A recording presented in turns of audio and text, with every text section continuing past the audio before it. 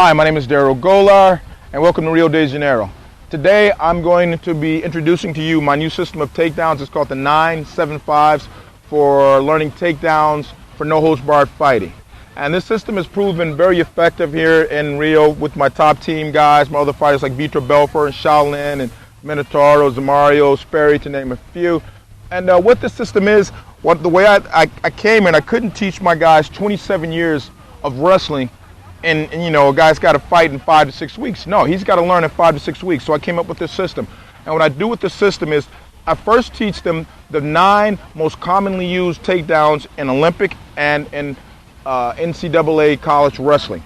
Then after I teach them the nine most commonly used takedowns, I teach them defenses to all of these. This way, if you get into a jam and a fight, you've seen the move before and you know a little bit of how to get out of it. I don't go into too much detail with these, because after that I show the 7 basic ways to tie up.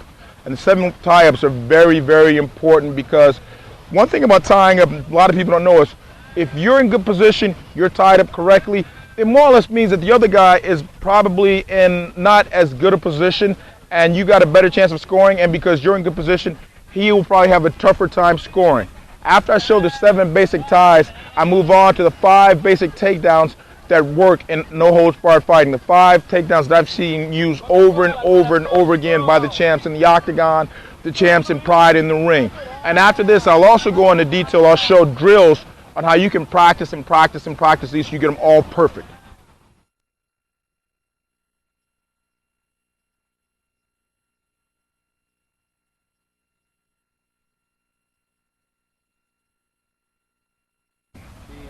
We're going to start off with the single leg. The single leg is very important because I'm sure we've all watched a lot of UFCs and Prides, and we always see a guy against the ropes, a guy's got the single leg, he can't get the takedown, or he's having a hard time just getting the leg in the first place. So I'm going to show it this first time, not in full detail, but I'm going to show the basics of a single leg and a basic takedown. And later on, I'll go more in depth with it. First you want control. And with the single leg, one thing you don't do is we don't bend over. If I bend over, he's going to guillotine. If I bend over, he's going to sing. If I bend over to do this, he's going to sing. That's what he's going to do. So the thing I want to do is always get where I can step next to his foot and change levels from underhook to here, and I pull in here. Okay? And if you notice, I always grab my wrist when I do this. I'm right here. So I start from the underhook position. I just change levels with my head up. And notice when I have the single leg, I put my head in his ribs, not on the side, not in his stomach, not on the side. Notice if I put my head on the side, you can get to me. Then I got problems. If I put my head in front, it's easy to cross face me. You can just bring this arm right across my face and rip it off, rip this leg down.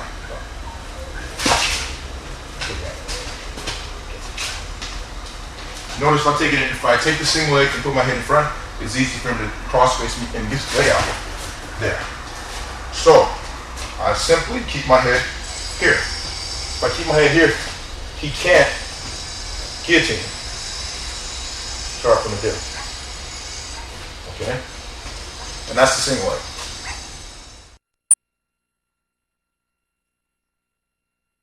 The next move I'm going to show is the double leg. The double leg is the most commonly used takedown in no-holds-barred fighting.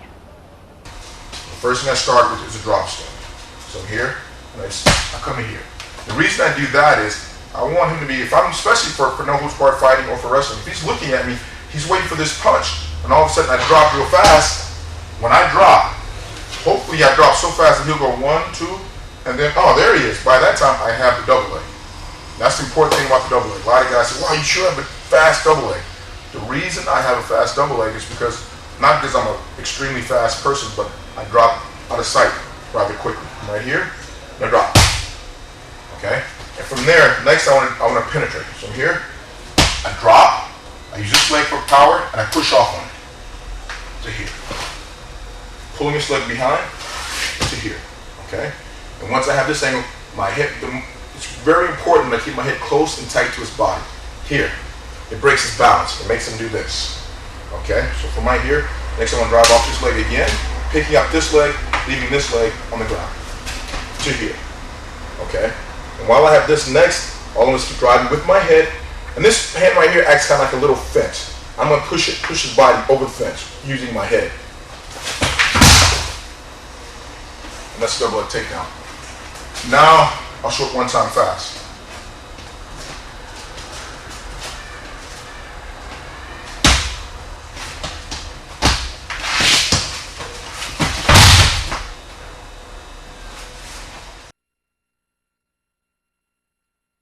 Now I'm going to show the high crotch. The high crotch is the most commonly used move in Olympic and in college wrestling. People like Mark Kerr have had a lot of success with this in Abu Dhabi and in no-holds-barred fighting. So the thing I want to do, I'm going to start with the tie. And from here, the thing I'm going to do is I'm going to penetrate. Right here. I'll show it one time fast and then I'll break it down. And that's the high crotch to the double leg. And I'll show it one more time. I'll do it all the way through this time.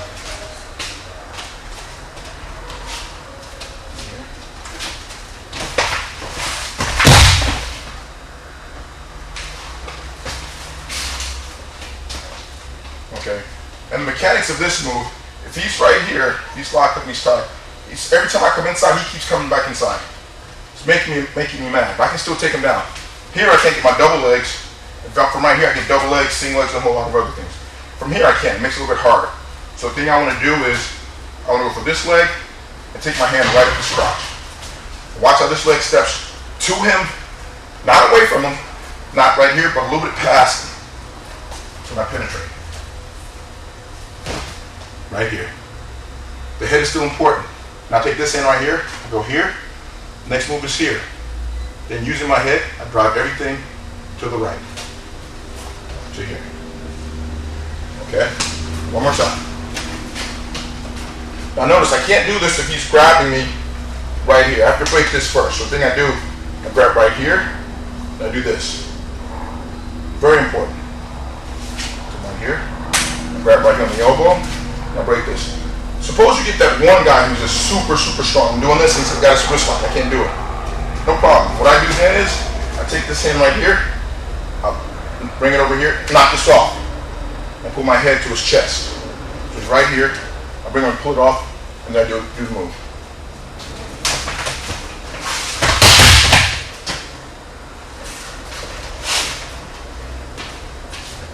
Another thing I can do from the side crotch is a single leg to a lift. And this is a very, very popular move also. Instead of switching off to the double, I just stay on the leg. Right here, I got my lock. Grab him right at the elbow, not higher, not here. Right at the elbow. So I can do this. Or if I have to, I can do this, and then I go to the single leg.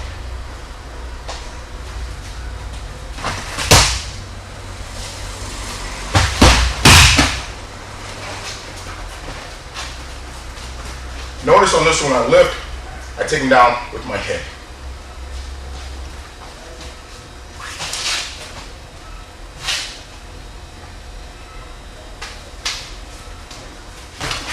Notice right here, it's hard for me to lift because I'm back too far. I can't lift him. So what I do when I get right here is I'll do a little hop. So under, lift. Once more. This time notice my feet in the hop.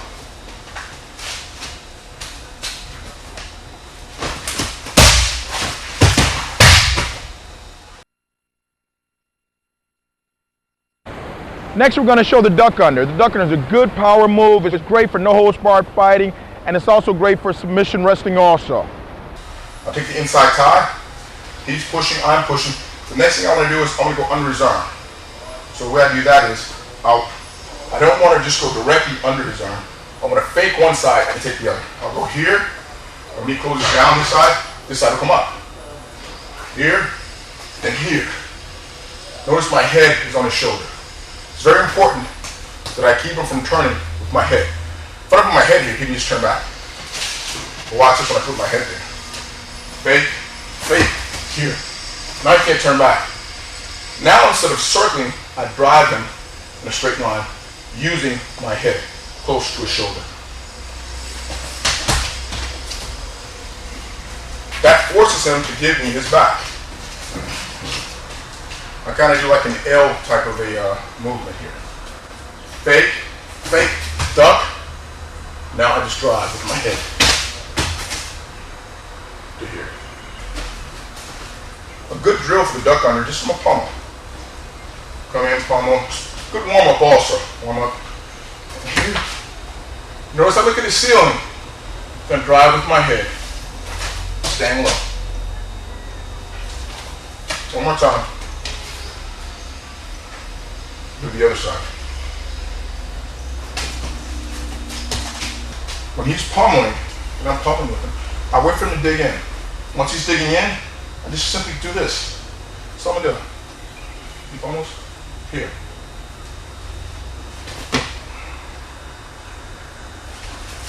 And notice on most, if not all of these moves and all these takedowns, I'm never bent over like this. Every time you bend over like this, you're gonna get guillotined. That's the most good wrestlers. If you see them, they'll come out, don't bend over, but their heads are right here. It makes it hard for them to guillotine. And he's just giving me the duck under. Okay? So in this move, same thing. You want to drill? As soon as I change levels with my legs, I push. Once more. This time watch my legs. That's where I change levels, not with my back.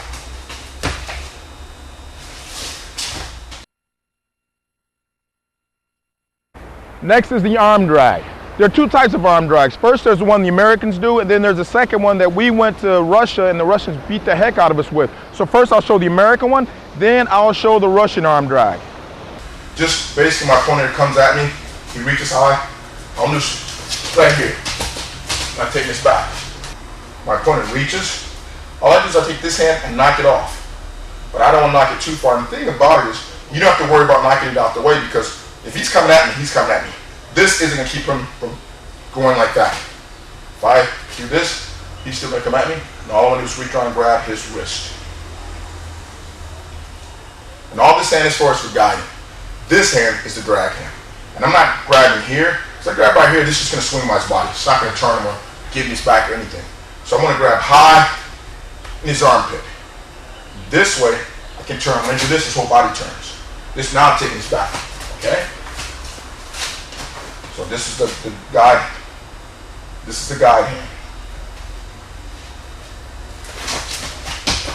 Okay? One more time. He's right here. He's right here. His hand's on my shoulder. Let's knock it off. Knock it off, make him turn. Okay? And this one's interesting because if I do this one, the one I'm doing, the American one, if I'm doing that one, I can drag him. Man, a lot of times guys will run.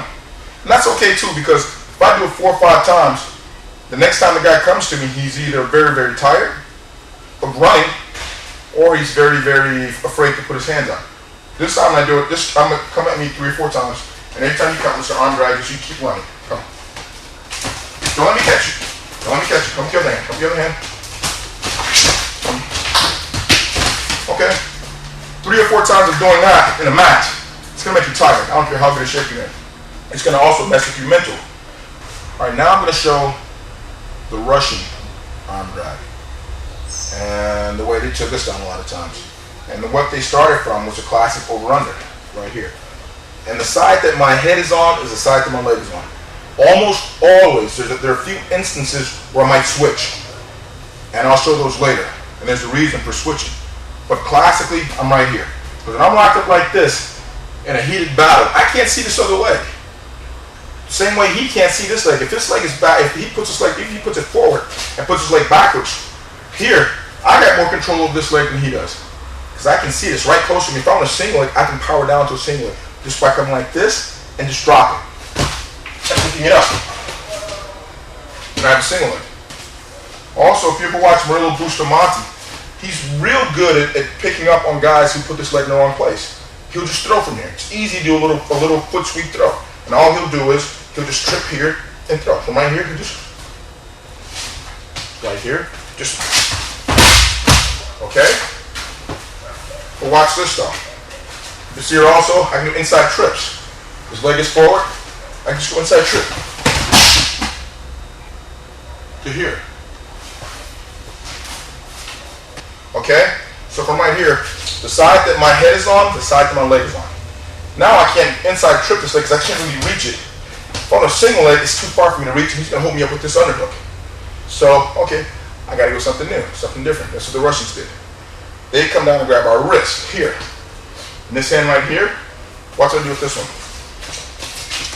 They bring this one to here. Right back under here. Not here, but way hard. Look how most of my forearm is under his arm. Not my hand. I'm not grabbing. I'm going to hook with this later. I'm going to hook with it. But right now, I'm just taking it under. When I pull it back through, it hooks. Look where his body is. Now watch my leg. The Russians are here. So what they do, they'll go here. Now look where he is.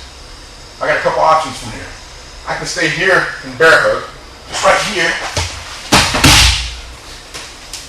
So now, what I want to do is, this time I'm going to drag him all the way down to the floor. And from here, notice this hand doesn't go here. Never, never, ever. You want to go here. Or even here, because here he just grabbed my arm. And he's pulling, I got a lot of stuff, other stuff to deal with. So the minute I get here, I go here, behind his arms. And from here to get the takedown is simple.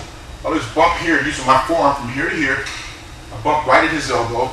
And this hand right here, keeping both arms straight, I circle. From right here, I just circle. He's broken down. Okay? Which makes it easier for me to work. One more time. One more time. Notice where this leg goes. When he's right here, I'm not stepping like this. Once again, I'm changing levels. I'm going to give him something to trip over. This leg. Look where I am. Chest up. I make a little table. Look which leg. He's sitting on this. Okay? One more time. Look where he is. From right here, if I want, a lot of times I'll do, if I want to take him down to the mat, say he stays right here, I'll take this hand right here and go here. And then go back behind his arms to take down back to here. Okay? Going right here, I'm taking this hand. Notice with this hand right here, what I'm doing is, I leave this kind of high, and I swipe, what I call swiping his belly with the back side of my hand. Right here. Look with this one. Then here. He's down. If he's all on all fours here, I just go and run I just let him down once more. All fours. If he's on all fours here, if he goes to all fours here, same thing. I want to break him down. It makes it easier for me to work. From here, he can still fight and try to turn into me. He can try to grab a single leg. He can try to stand up. But if I break him down, he's got to come back to this. So I just go here and here.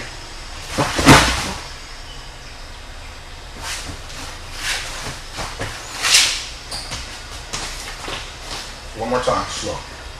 All I'm doing, and this move, unlike other moves, a lot of moves are 1, 2, 3. This move, everything moves at the same time. I'm here at the wrist, not here, I'm at the wrist. Got a better grip here. And I don't have this, I don't let this hang here. Because if you ever notice, if you're grappling with an opponent, from here he feels like, I still have control. But the minute I let it go to here, he's going to try to, he's going to try something. He's going to do that, he's going to take his hand away. So always keep it here. And from here, everything moves at the same time. This leg, the belly swiping arm, and this guiding arm. This arm's strictly for guiding. This one's for grabbing in his, this one is for grabbing in his armpit. One more time, fast. Everything moves at the same time. This, this, this. Notice I'm stepping in, one more time. Notice I'm stepping in with my chest up. I'm here, and stepping deep as I can.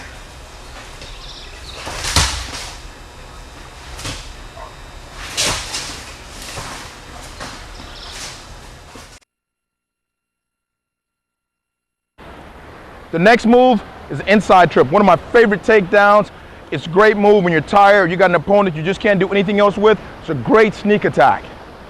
When I'm right here, all I want to do is just basically go for this leg, inside trip. And once again, control, not here. I can control here, but this move, I know what I'm going to do. So I'm going to come to here, come to the wrist, and keep it right in my waist. Not here. If I do it here, what's he going to do? He's going to snatch away. So I want to keep it right here. He feels comfortable here. So when I go inside trip, So I'm gonna step in with this leg and drop. And notice, when I did that, I don't go on top of him. If I fall with him, he'll roll me. So that's why when I do this, I don't do this. He'll just roll me right here. He can just sweep me.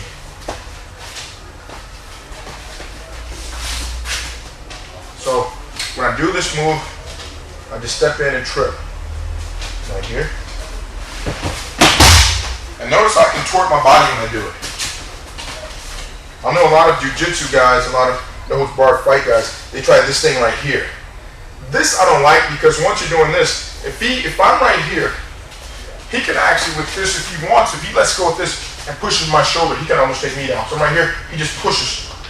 No, just push me. Pull me this way, push up. I'm right here, he just push me to here. And that's what you keep from getting taken down without it.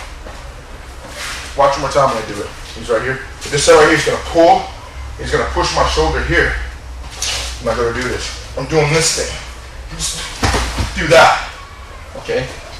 But watch with the inside trip. I'm right here.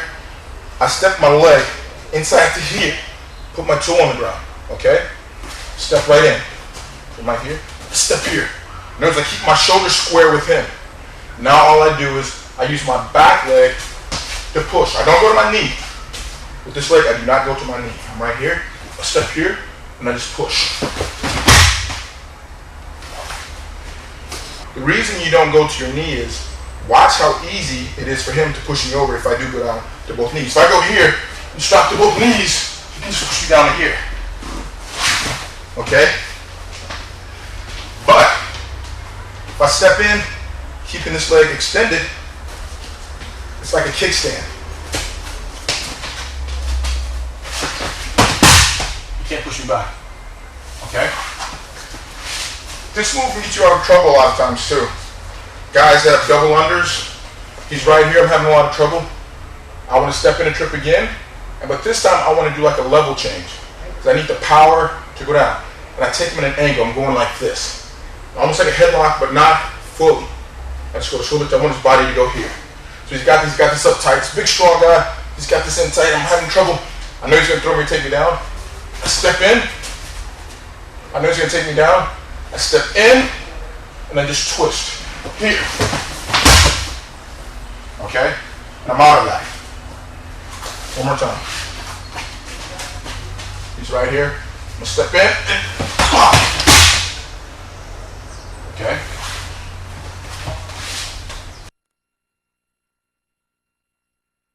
Next, we're going to show the front headlock or guillotine. This is really a great move because what you're doing with this move, you're attacking the weakest part of your opponent's body, the neck. So one way that I would do it is from an underhook.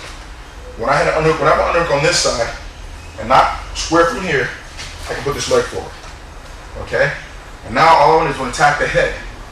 And the way I do that is I have a couple different ways. One, I can take my forearm and put it in an angle and press against his ear. And when I do that, notice I'm not doing like this, I'm doing this. I'm pulling here, I'm right here, and I push. I want to stretch the neck out. Right here, I want to stretch the neck out. So I'm here, I put this right here, and I pull right here. And when he feels this pressure, he goes here, and I take it. Okay? Your opponent isn't going to wait for you to do this. So what I'll do is we're right in here, I'm controlling. I got this wrist. Let's keep your head. When he's in here controlling, the thing I'll do is I'll take my forearm and I put it here. Right here. And I have the guillotine, the front headlock. Okay? So all I'm simply doing is I got the control, I'm grabbing the wrist, I got the control in here. All I want to do first is go here. Not like this. I do this, it's going to just take my body.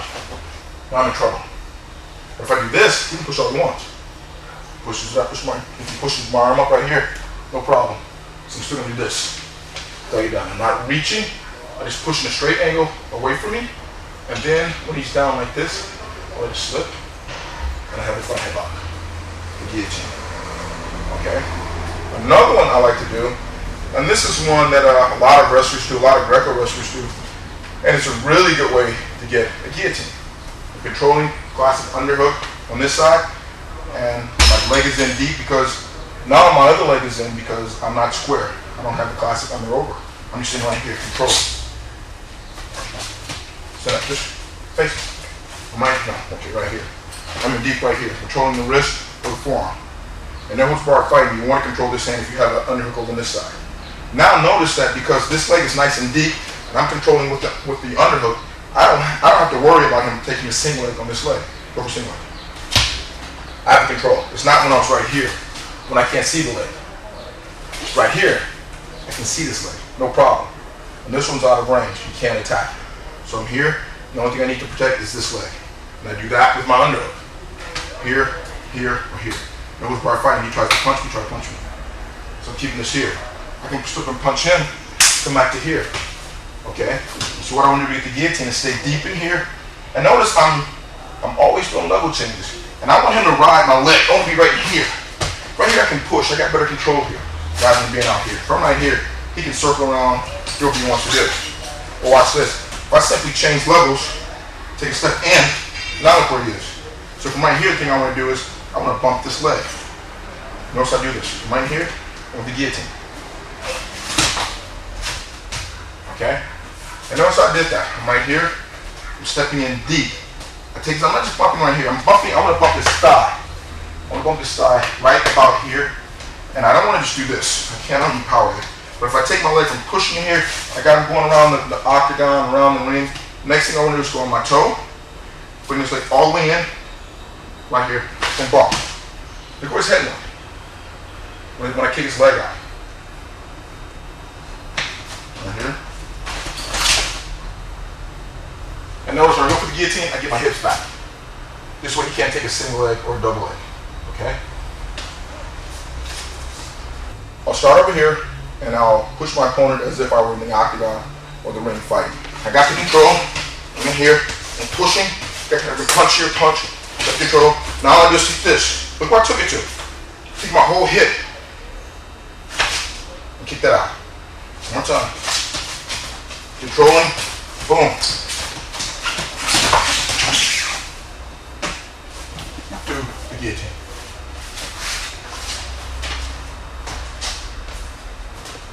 Okay, and another guillotine, third one, is just a classic snap down. My opponent, I got the inside tie, and we're just, in a minute, it looks like his head's about to dip, or if he dips his head, all I want to do is come over with this hand to the top of his head, the back. I'll come over with this hand, the back of his head. Right here. Now feed it together, get my hips back.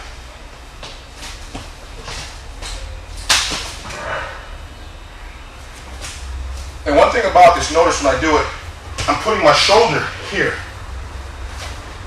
And with this, his chin is on this. The ball of my hand. Right here.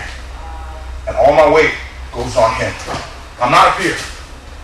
A lot of guys, I teach them single guillotines. Like, wow, the guy kept, every time I guillotine, he grab a single leg. He grabbed my legs because you're too high. Here, you're fighting this. Pretty much one of the stronger parts of his body. But if I just pull back from here, just to here, now I have the weaker part of his body. If not the weakest, his neck. Control with my palm right here. And all I do now is I grab my hand and I just pull right in here. Right in here. Keeping this all controlled. Here I squeeze, I move him around, tire him out. Keeping my weight on him at all times. My weight isn't on my feet, it's all on my shoulder right here. It's on his head. And I expect to keep this up, okay? Even down here, when you yank around. Okay. Next I'm showing headlocks and hip tosses. The headlock is a very dangerous move. If it's something you want to do, you got to do it a lot and practice it a lot. The hip toss is one of the more commonly used moves in the octagon. So practice them well. One really good headlock is one Steve Frazier used to win the Olympics in Los Angeles.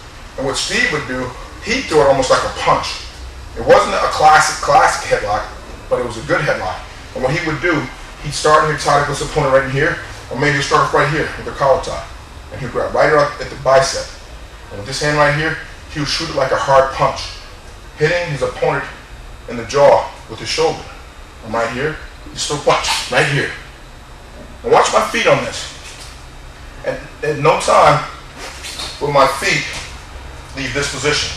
They just twist. I'm facing this wall. With this headlock, I want to face that wall. So I turn completely around. So I'm right here with my legs. I throw the punch. Notice I'm not looping here. He would just throw a straight punch and reach for the floor with his hand. To right here. I ride him all the way down. At no time did I curl around his head. I just throw the punch and reach for the floor. One more time.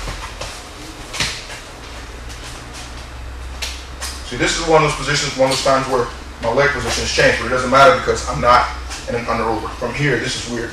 Now I'm in trouble. But here, no. But I'm like this. Simply, all I want to do is pull and here. I'm pulling this. I'm going to slice up. I'm going to pull it and throw the punch and just twist.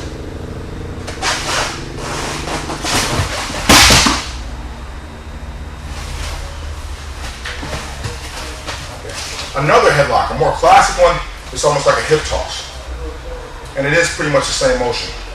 I'm right here, I'll lock up right here, and all I want to do on this one is, I want to try to pinch my elbows together. So that means I can't lock like this. I want to lock right here, and try to do this, like this. This is actually pretty tight. It doesn't look like it, but you have strong fingers, develop the finger muscles, this is pretty tight. I'm right here. And all I want to do from right here is give room to bring my hips through. And I like to do what we call like a little back step. Step here. It makes it easier for me to spin. Here, step in here. When I step here, I shoot my hips all the way through, and I slide the grip to here.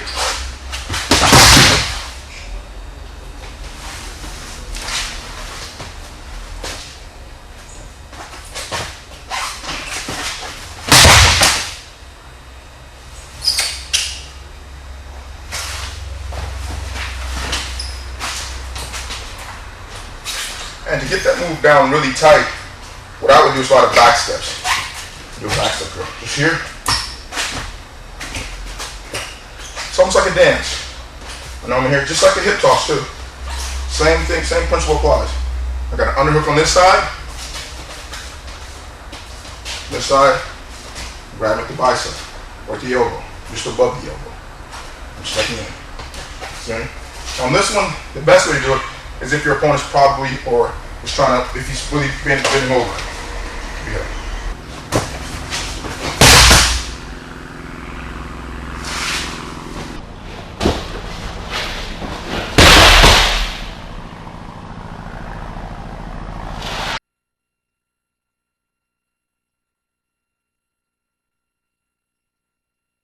The next one is a body lock. This is a move, my only suggestion with this move is to practice, practice, practice. It's one of the more difficult positions, but it's also one of the better ones to get yourself out of trouble once you're locked up in the octagon. If you saw Dan Henderson when he fought Arona, classic. Dan will lock up in here, and Arona would be almost straight up and down. When a good wrestler would get his hips back, where a good wrestler would get his hips back. And you're here, so it's a little bit harder to do. You can still do it, but it's harder. But when a guy's in here straight up and down, and you're locked here, it makes it a little bit easier. First, I'm going to say one thing about this lock. This lock isn't for the middle of the back. The middle of his back, he can grab the same thing I have. It's pretty much whoever throws first or whoever messes up first. The thing I want to do is pull this grip. Now, again, notice my head, since I'm locked up in here with it nice and tight, my head is on the same side that my leg is on. So what I want to do now is, I want to pull my grip to that same side also. That gives me more control in this position, because when I do this, in order to pull my grip over here, it'll cause my shoulder to dip. And if he stays in the same position, it's going to force him to stand right here when I'm like this. So I got the upper hand here. He can't throw me because he's standing too straight up. So I'm right here. What I'm going to do is pull my grip around to here, keeping my head up. Not here, keeping my head up. From right here, I have the upper hand. Okay, from here, and I have the upper hand. Now, if he puts his hips back, I still have more control, because now he's sitting on top of my shoulder. Look what happened when I move the grip. Because in order to do it, I have to bring my shoulder down. So now he's sitting on top of it. Okay, and now for the body lock, the thing I'll have to do is take a big step around.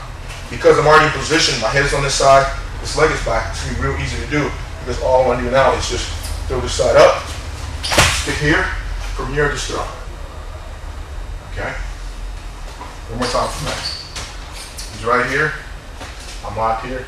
This side over here, my head is over here, this leg is forward over here, so I'm going to take my grip and try to pull it over that same side as much as I can. That gives me upper hand. Now, with this like this, all I need is throw this shoulder up and really kick high and hard with this leg. So I want to get to the side of it. Right here.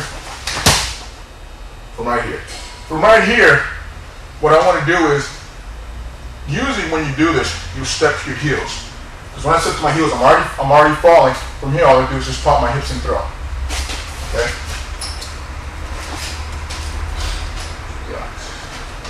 I'm right here. I'm pulling the grip. This leg is back. Notice this leg. Watch how I kick and my shoulder. I'm throwing everything up. I want this to go here. That's what I want him to do. From here, I'm gonna take a big, I might be in here, but when I'm gonna do this move, I'm gonna go back just a little bit further so I can kick a little bit higher. From right here, just throw.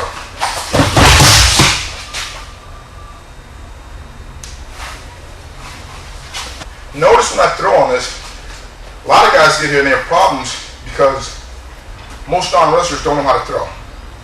People like Dan Henderson, Mark Kerr, Randy Couture, they're really good throwers not because they're strong or there's something magical. The reason they're good throwers is they know how to throw. Most opponents are too strong and too heavy for you to just throw them. So what I want to do is, I got to figure a way to get his body elevated up in the air and over my head.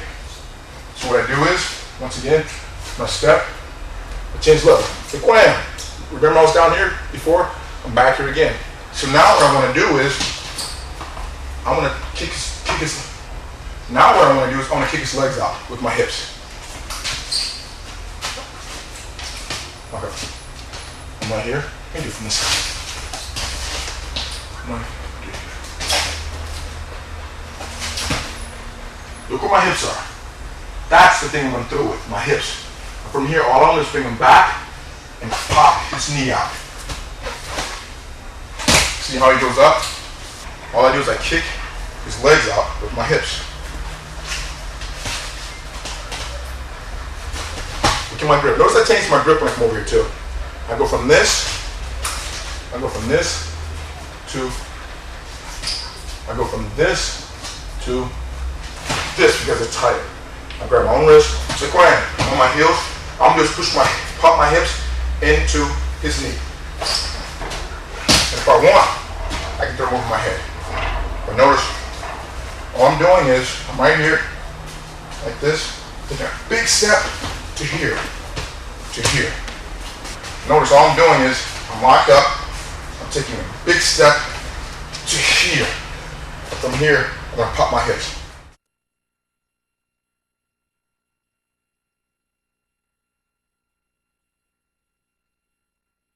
Now we're going to show the 9 defenses to the most commonly used 9 basic takedowns for college and Olympic wrestling. And it's important that you look at these and learn these defenses because these situations will arise, and the fact that you do know how to get out of them, the fact you know 1 or 2 defenses will help you out a whole lot in the octagon. The best defense for a single leg is to attack your opponent's hands or his head, like for a crossface. If Eric takes a single leg on me, the thing I want to do immediately is attack his hands and under here, underhook on the side over here. And if he's got me pinched, the thing I want to do all at one time is just kind of explode. I'm going to pull here and kick here like this to get my hips back. Let's show the other side. Eric takes a single leg. I immediately go here. The underhook here. On this other side, of course, I have his wrist or his hand. And what I want to do, if he's pinching real tight and I can't get my leg out, I have to kick straight through and pull this up. Everything like this, and go here. One time fast. He gets the single leg. I waste no time going here. No time. I'm not doing this what we call waving at the crowd. I immediately go here. Or sometimes if it's even feasible, I'll go for his fingers right here and do this and go down. Get my hips back. But most of the time it's just quicker he gets it, I just go here, get my hips back, get ready. Okay. Say he gets it, and he doesn't get the pinch. If he doesn't pinch, I might hear, this is the ideal place for a person if somebody gets a single leg on you. You want to have this leg coiled so you can explode. The same thing as before, I grab his wrist, I unhook over here. I don't kick here, because if I kick here, he'll re-grab. So I'm going to kick back, add more power, and he can't re-grab. One more time. He gets it, I go here to there, and out. Okay? And that's one of the basic defenses to the single leg. Another one is, some guys can single leg and put their head in front. Okay, no problem. I still over here want to underhook. And over here, I want to cross face him. I'm going to come here. Stepping down, kicking down. All at the same time. Or I can still go here if I want to. Here. Or if he's got a really tight grip of some sort, he's really wrapping in there, he's really wrapping tight and I can't get his wrist, he'll just take the face. I'm going to look here and go here. Okay. Alright. Let's say it's on the outside. This is bad position for single leg. Real bad position for him. I can guillotine him, fall down in the guard if I want. Or I can do a classic wrestling move. I'm right here, all I want to do is hop to the side and go here. And step down. I got his chin, this right here. Right? I just ride it straight through here. Right up.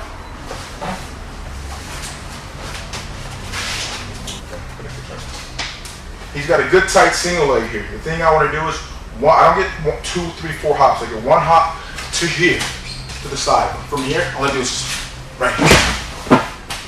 On the other side, notice I have his chin. He's got it. So it's on the side. I grab his chin. I'm raising up like this. I'm right here. Now just go here. Straight down. Right here, knees. It's like the cradle.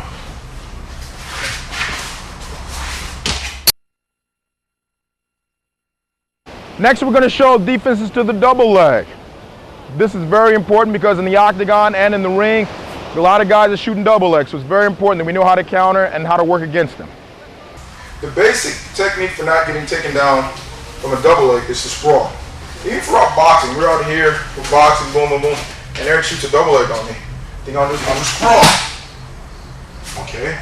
And the one thing different I did in my sprawl here that other people don't do is, a lot of guys when they sprawl, I'll show what they do. So right here, Eric shoots, they sprawl, and they come right here. They come to their knees. It's easy for them to score. From right here, the mistake a lot of people make is they do exactly what I'm doing here on my knees. The thing I want to do is I got to get on my toes to stretch out his grip. If I'm in here, he can fight this double leg all day long. He'll probably get it. But if I get something between himself and between myself and him, my arm, I just do right in here, straighten my legs, pop in my hips. Okay? From the other direction, he's got the shot, he's got the double leg, he's in here. The thing I want to do is I don't want to stay on my knees. Never ever. This hand over here, it's in here, this hand is here. And all I want to do is straighten my legs and my hips on top of his head. Say he does this and I do that, and he's right here, he's still got my leg. Now what I want to do is I just want to shift my hips to here. Because if I don't, if he has this, that's it, he might come back and get a single leg. So the thing I want to do is I want to keep my legs straight and go here. But the big thing from on your feet, if he shoots a double leg, if he's out, I'm on here, he shoots, I want to sprawl and keep my legs straight, on my toes. You gotta stay on your toes. You go on your knees, you lose it. From right here, you can pull me in. See? Or he can pull himself in. But if he shoots, and I sprawl to my toes, different. Now I can move. He doesn't have me. But if I'm right here, look, he's got me. Okay? So, here. Okay, let's say he gets a double leg, he's in real tight, and I just failed to beat him. He gets in, he shoots in, he gets in real deep, and I'm right here. It's too late for me to get my hands in here to cross face.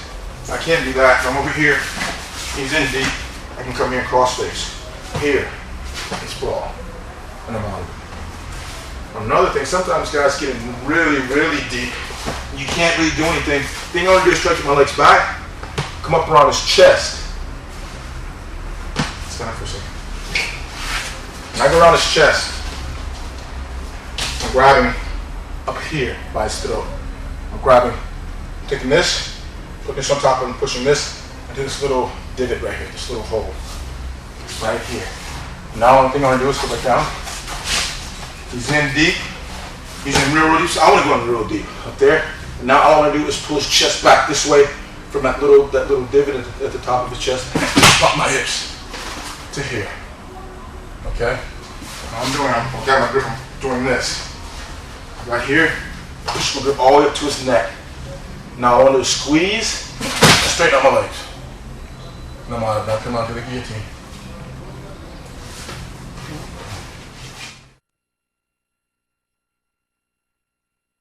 Now the defense for the high crotch. So if I feel the way to keep him getting the high crotch, if he's going to do a good one, is what he's going to do on this side is he's got to try to break my grip here. If I feel him do this, and he's got his head here, that's a sign for me to try to circle out of this. I got to circle out. I probably want to circle away from him this way. If he's right here doing this, he's got it, he's broken my grip. I want to circle away, because I know he's going for this thing. This arm is right here, it's real easy for him to just go for the high crotch. The thing I want to do is I want to circle away from it. I want to come this way. You know what I'm saying? I want to come here. Because he's coming for this. Go for it. Just go for this. Okay. Just from there. I gotta try to get out that way. That's my escape route. If I try to escape the other way, I'm going this way, I'm going right into it. I'm going right into the high crotch. Okay? So I'm going to circle out to get away from the high crotch. And the other way to get out of it is basically control the tie. If I'm tied up in here and I feel my opponent, if he does this way, he's got my hand right here. I'm tied up in here nice and tight. He breaks the grip. He has me here. I know a high crotch is coming. So basic thing I want to do is I want to try to circle out of him. I got to come here to get away. Because if you got an opponent who's doing this to you, you know, I mean, it feels like he's going to come. Because right now I'm supporting you here. You see, you just go by me for the high crotch. So you get circled away from the high crotch. Now we're moving on to the defense of the duck under. The duck under. The best way to keep guys from doing this is to keep it's plain and simple. It's like a top team. You don't get duck under because you keep your elbows in close to your body. If Eric is here like this, it's gonna be hard for me to duck under. Like this, just keep them tight. I can't duck. It's gonna be tough. Same with me. If I can extend my arms, you can have inside. If you have the inside tie, I'm extended, but I'm not extended like this. I'm extended here, like here, and I'm keeping them nice and tight right here, so that Eric can't just duck. When I do feel him coming, go to duck, you circle arms. He fakes one, he fakes one way, he'll flip it, he'll circle again. That's all I want to do duck under. Moves like duck unders and a lot of the body lock situations, the best thing you can do is just keep pummeling and keep your elbows in, right here. Keep them tight, right here. Like this. Don't let me go around you. If I feel the guy go around, just circle. Go ahead, just keep going around. There you go. If I can't go through you, I'll try to go around you, you circles. And that's how it keeps out of positions like duck unders and body locks. Now I'm going to show you some defenses to the arm drag.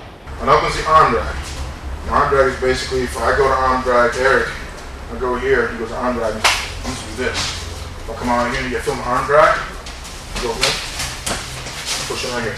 I'll notice just pushing up to his chest.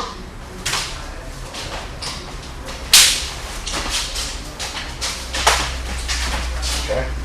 That's how I want to defend that. Just basically, he goes to drag, go here to stop. Another one, if he's not doing the Russian arm drag, if he's just dragging me through, I gotta run. I'm walking in there, he just drags me, let's try to run out of the way. Another thing, way to keep from getting arm drag is another bad habit a lot of guys have, and that's reaching. A lot of guys come out and you do this. When you do this, you get arm drag. If you reach, you're supposed to arm drag you. That's why I always teach, remember the ties, always come out, go here. And if you want to go here now, go here. Don't come out and reach. If you reach, you're arm drag. Okay? So instead of reaching, come and go here. I go here. I'm not reaching here. It's only arm drag. Okay? Next, we're going to show defenses to the inside trip.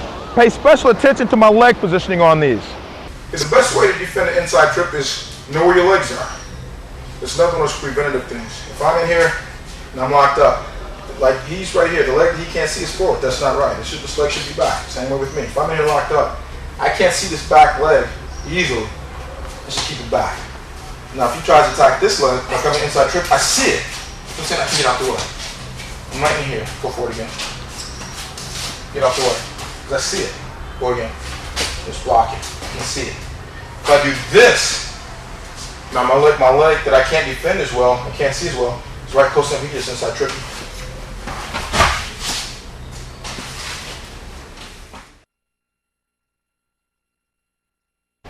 Next, we're going to show the defenses to the front headlock and the guillotine.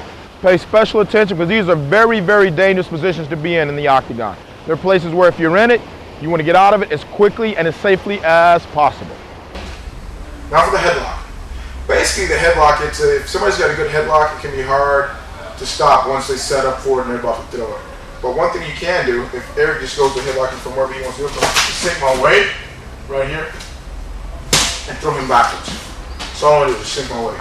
But right here, I feel the headlock coming, wrestling around, sink my weight, and throw him backwards. That's all I'm doing. Plain and simple. Okay. Now for the front headlock. Front headlock, there are many, many defenses, and there should be because it's a dangerous move. It's not the place you want to be at all times or any time. If a guy's got my hidden arm here, he's got my arm too.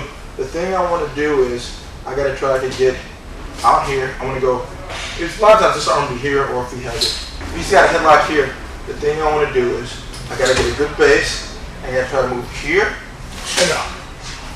And that'll work on most guys, honestly. Right, he's got the headlock. He's got my arm in here, nice and tight. I'm on my feet. I want to try to get, even if I can get this arm over here, right here, I want to get here, then here. The reason I do that is, all I'm going to do is take my body and take this to here. Let's just go here. He's going to do this. He's got the headlock all day long. He's got the guillotine. If I go here, before I get him, and then I go here. So, see this right here? I'm right here. I want to take this here, and then here. Let's say he's got a guillotine headlock without an arm. He's right here.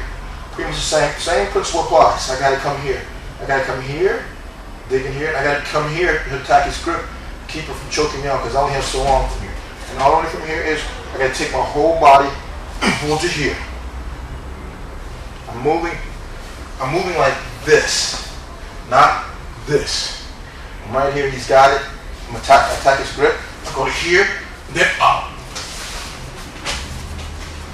One more time. A little bit harder. Take it a little bit tighter this time. If you got me here, he's got it. I got to attack his grip. Over here. Notice I'm ripping. I'm not just going nice and easy. I'm right here, taking my whole entire body. My whole entire, this way. This is stronger, hopefully, than this and this. My torso. That's what I'm depending on. He's right here. Right here. Here. Set up. Okay. This is another one that Minotauro uses a lot. Guys on all fours. Okay. I'm right here. He's got the guillotine. I don't have a whole lot of time to work here. So the thing I want to do is I tripod up. On this side that my head is sticking out on, I want to take my butt the opposite direction and just shoot my hips through to here. And from here, I don't want to go here. From here, I turn this way. Okay, one more time. He's got the guillotine. I tripod up, very important. Gotta be my toes. I can't do this on my knees. I have to go here, and once I'm here, I take a little step this way. Give myself a little bit of room. Now all I want to do is just shoot my right knee through to here, and look at the ceiling. Now watch what I'm doing. Eric is here. This arm is here with the guillotine. I want to turn my, the reason I'm going this direction, we'll keep that right here. My head is in here, I'm right here. I go this way, give myself a little bit of room. Now the thing I want to do is I just want to shoot through here. From right here, I turn. Okay, keeping my hands behind his arms, not here. Here. Okay. This one is a little bit different from the one that the jiu-jitsu guys do. Because that one to me seems a little bit dangerous. Because they're here, and all they're doing is they come and they sit back here. And the guy ends up mounting. So basically you're out of the out of the skillet into the fire. You're out of one bad situation into another. So what I like to do, the way I learned to do it, he's got the guillotine right here. You don't have a lot of time to work. I come here, and I shoot you right up to here.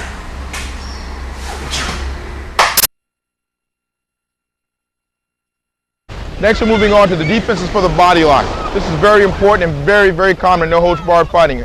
Each and every one of us sooner or later finds ourselves clenched up against the cage or up against the ropes. The body lock. A good way to keep from getting thrown in here, if I'm in here, not so much from this position, but from the under over, where guys can really body lock me, is basically keeping the position. If I'm in here, if I'm not going to throw, if I'm in here, I'm not going to sit in. If I'm in here, I'm boom to the throw. If I'm in here, sitting in here, I'm making a big mistake because he might go to throw. I don't want to do that. So what I'll do is I come here, control the tie. The way to keep from getting body lock is controlling the tie. Right here, keeping it here. Keep controlling it through here. So I want to do. If he goes to throw from in here, or any type of throw he tries to do, all I have to do is just push away. Try to just anything. Right here. So that's the way to control that. Right in here. He goes to throw. Try to lock your hand to throw. I want him to do it. If he locks his hands, I'm in trouble from here. I do the other thing. I can switch my legs. And all I'm going to do here is just turn my shoulders this way and leave my feet. Keep my head up.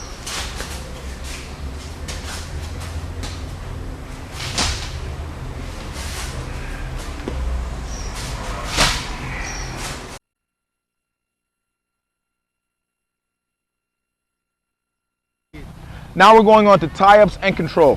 This is very important. If I type correctly, or if you type correctly with your opponent, what it does most of the time, it takes away a lot of his offense. Leg positioning, where I'm underhook, where I hold, where I'm underhook, where I grab hand control is very important in this section. If you watch when Marilla Bustamante beat Matt Lindland. Matt Lindland is an Olympic silver medalist, but Bustamante, through tying up correctly, pushing, good lateral movement, was able to take away a lot of Lindland's offense. He controlled him, he took him to the cage, and by just controlling and tying him correctly, Lindland couldn't do anything. So pay special attention here to lateral movement and to pushing and moving your opponent towards the cage. We're going to start off with tie-ups for vale-tudо and no-holds-barred fighting, and from there we're going to move on to hand control for jiu-jitsu and for submission wrestling. And one of the most important things, and one of the first things, especially vale-tudо, we get in here, we're punching, we're throwing blows, and I want to come in for the clinch. Before I just come in any guys, the thing I want to do, the best place for me to get is inside bicep control. And by this, if he's going to come in here, I'm coming here and here. And notice the important thing here is my thumb. This is very, very, very important. You'd be surprised how many wrestlers, even still college wrestlers, mostly a lot of high school kids, they come out and they lock up like this and like this. And in vale-tudо, this will get you killed, and wrestling, this will get you killed, get you taken down or get you hit. If I can control him, if I just stick my thumb in here, if I just take my thumb and stick it in here like this, I can control him. If I just sit it on top of his shoulder, or on top of his bicep or his tricep, when he's locked up right here, if I'm just doing this, he can just bump my arms up and take me down. Like if he was right, he can just do this, okay? But if I lock in here, if I grab right here and grab right here, use I kind of cup my hand. It's like a C. I take the C on this side and on this side. Now, if he wants to do something, he's got to get through this first. So I'm gripping right here, and I'm just going to right here. It's easy for you to push him around the ring. It's hard for him to get some. Try to throw a punch right here. It's hard for him to throw. Now, now he's got to work. If I just do this, he might just come under this and punch me. He might just stay right here. He might just even come over this and just punch me straight here. But if I got the good control with this and here, like this, the same thing on this side, now in order for him to do most things with his hands, he's got to basically break this. First break my grip, come across whatever way you can do it, peel this off. Now he can come and throw blows and takedowns. The only thing he can really do in here, he can get some kicks and some knees on. And that's logical. I mean, his leg is right here, my body's right here, I know that. So that's why I don't want to sit in here. You know, if I'm in here, I got control here, I got control here, I got this cup. I'm going to push. Because once I got him going backwards, if he's going backwards and he's trying to push me, he's pushing me, and I got him going backwards, I'm right here. I'm almost under him here. He's got nothing really. He's got the outside tricep tie. He doesn't have a whole lot. His thumbs are in too, to keep me honest. So in here I can push him. As long as I'm pushing and taking him to the ropes with my head up, it's going to be hard for me to give you real good shots out. When I get right here, then when I get up to the ropes, I change my tie to this or something else, okay? But for right now, the basic, one of the most important, it's probably going to be the first point of contact. It's going to be me boxing, boom, boom with him, and he throws a blow. I block it here, I come right here, and I come over here. Now I got this, now I'm going to push right here. I'm not doing this. If I do this, all he can do is, like I said, he just bumps him up, and he can shoot. Okay? But if I'm here, now I'm pushing, he can't do it. He goes to bump him up, he can't do it. From right here, I got every move in the book. Because from right here, I can just kind of boom, duck under. From right here, I can tell, remember we did the double leg? The one where we're standing, I'm right here, where I dance around, boom, boom, I have that one. So a lot of stuff I can go through. If you look at the other 9 basic takedowns, the other 9 common takedowns, or the 5 most used in NHB, a lot of times when I'm here, the key, the most important thing is here and here. This is what I'm going to control.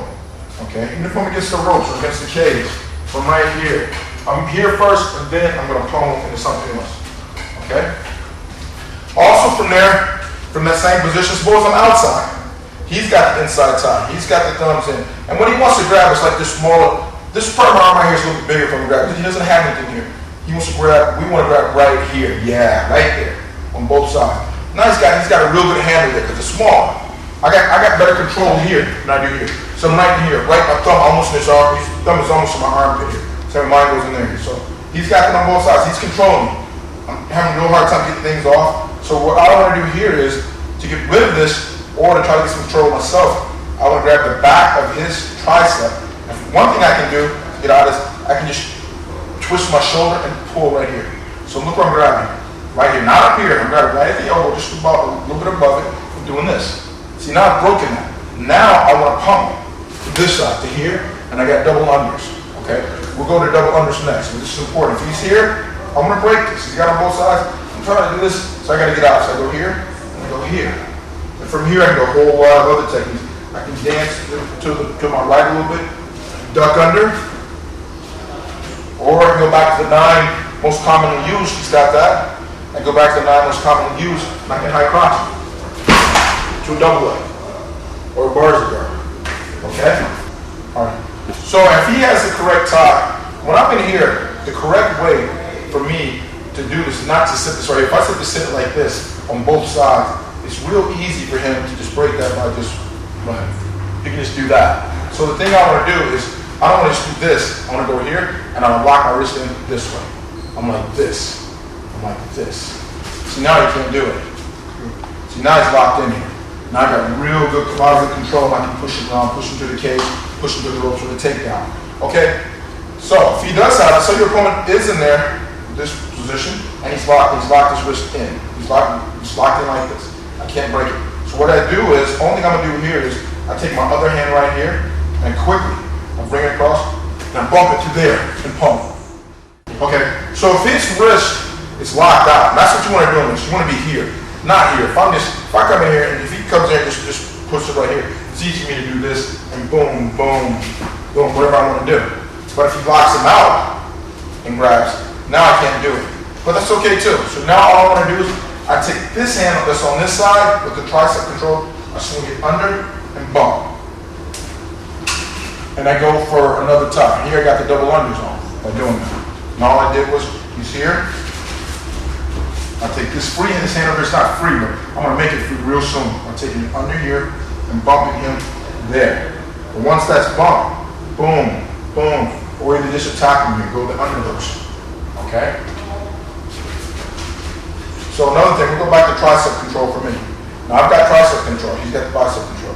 So I'm in here. I don't want to just be here either.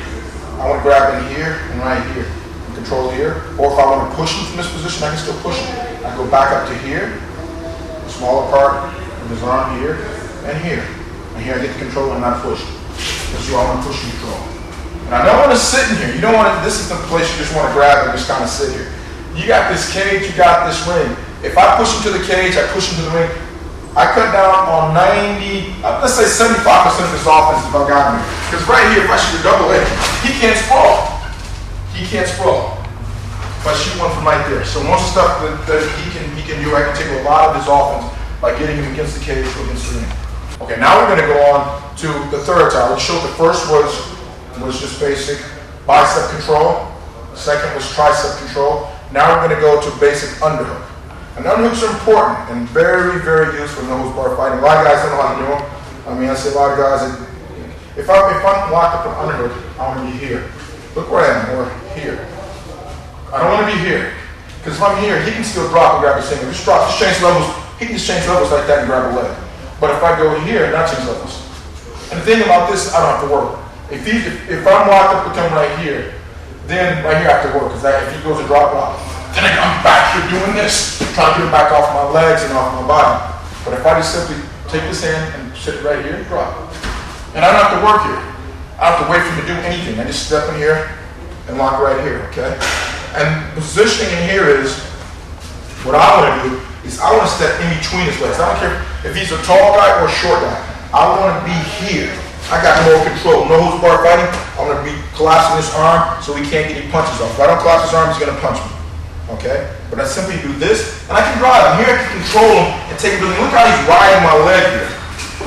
He's riding my leg in like this. Look how he's riding. And when he doesn't ride it, his hips are so far back, he doesn't really have any control. If I want to, I just bring him down to a guillotine. Okay? So I'm right in here. I got this hand right here, good control. He's under here where he's supposed to be. He's right here. Look where his hand is. This is a good place for him. He doesn't want to be over here. Just put your hand right here on your back. A lot of guys will do this or throw my neck over here. We'll do this. Here he is nothing. From here I can just drop.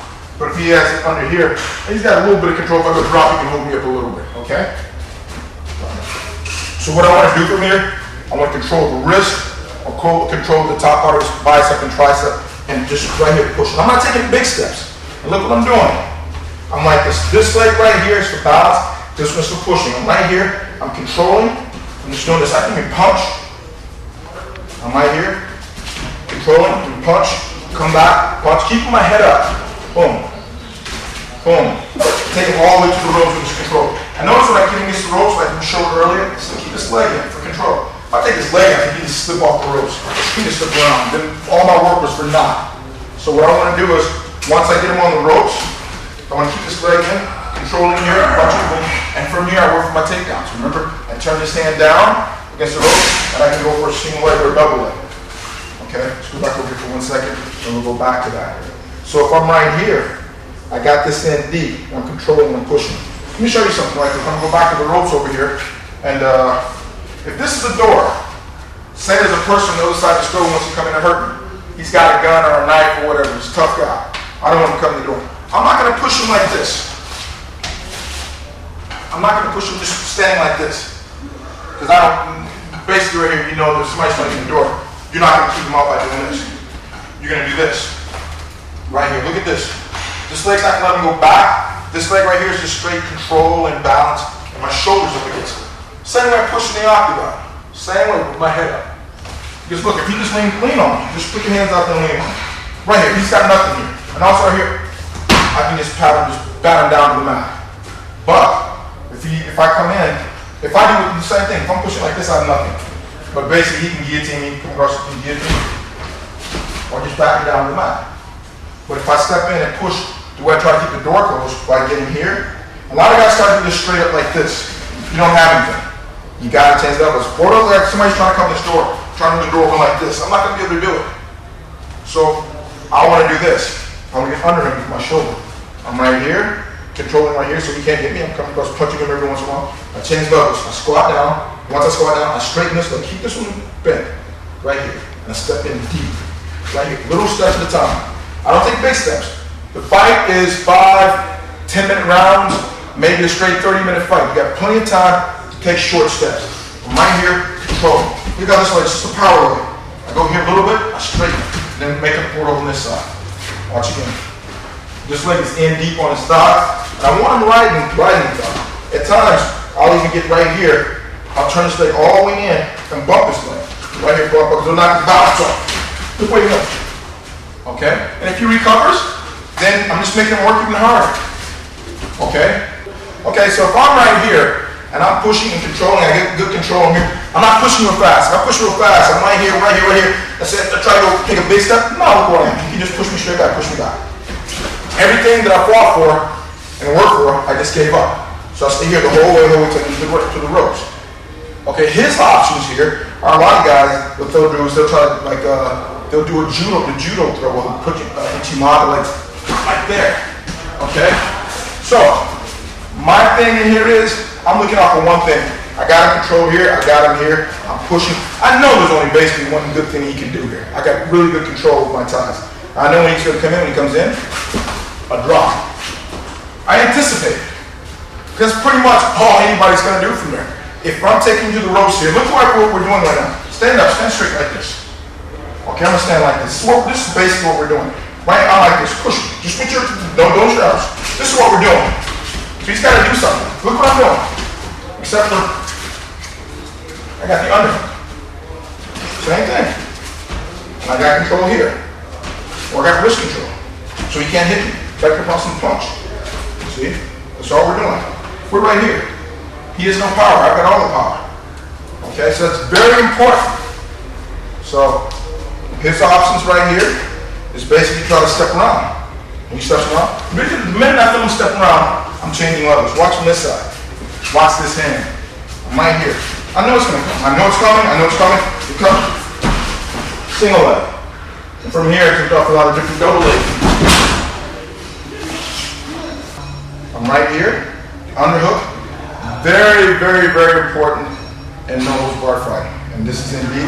And all I'm worried about here is him stepping around. And as soon as he does that, I'm just changing my levels to here. Keeping my head and keep him off balance. Okay? And that's the third one. Now we're going to move on to the fourth. And the fourth is just basically classic under, over. I got an underhook here. He's got underhook on this side. I'm over this side. He's over that side. We can both sit in here. And where we're sitting right now with my hand right here on his tricep, his hand on my tricep, right now it's a 50-50 game. Okay, I want to change the odds into my favor. So what I want to do is, I got to cut down on his offense. And the way I do that is, first I make sure the side, always when I'm in classic over, under like this, the side that my head is on is the side that my leg is on. I don't want to be here, because I can't really see this leg. This leg I can see. Same thing with him. He's in bad position right now. But if he puts this leg right here back, now he's in a better position, okay? Because he can't really see this leg as well as he can see this leg. I can see this leg very well. My leg right here, my left leg I can see very well. My right leg I can look under and see, but I don't have time. I'm in a fight right now. I don't have time to keep watching my leg. So if he changes his legs to right here, now the side that his head is on is the leg he has back right now. Right now he's in a really bad position. Because from right here, I can do a lot of different things. I can trip. Like that. The leg is nice and close to me. If I want, I can power down to a half. I can power down to from here. I can power down to a single leg, right here. So he's giving me that leg.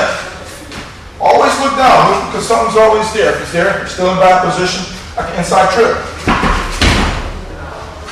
Another thing I can do from him is I can do a nice little throw in here. He's got the leg. He's in bad position. All I'm gonna do is just step and throw. Okay. But watch this. Put the leg back. Now he's in good position. I'm in good position. The side that his head is on, the side that his leg is on. The side that my head is on, the side that my leg is on. Remember the little classic Bustamante throw I just did? I don't have it anymore. That little throw I did towards the end, his leg is whacked back pretty far. So it'd be a little bit hard for me to get there to do that. Okay, remember this powering down to the single leg? Leg's kind of far, we used to do this. See? So, notice how, but just good positioning right there, leg positioning, I cut down on a lot of his offense. So now see, now I can cut down on even more.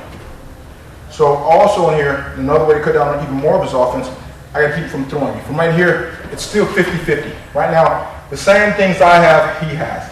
So I want to do something else to cut down even more of his offenses. So what I do is I take my thumb again, I stick it in here. It's right here. Stick my thumb in, lock my wrist up, and keep this right here. Because from like this, he can just throw. From here, like I said, right now I'm taking away a lot of his offense. He's taking away a lot of mine because we're both in good position. So I mean, but right now he can still do things. He can do a classic cowboy roll and take me down right now if he wanted to. Go.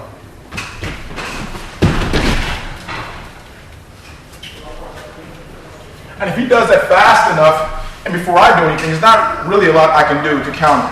But watch this though. by simply locking out my wrist, not like this, locking it out with my thumb inside. He goes do the same thing, go to do it. I can push him away. That seems like a little thing, but it's one of the biggest things in pushing and in no holds barred fighting. I want to control, if we're both even, under, over right here, I don't want to sit right here.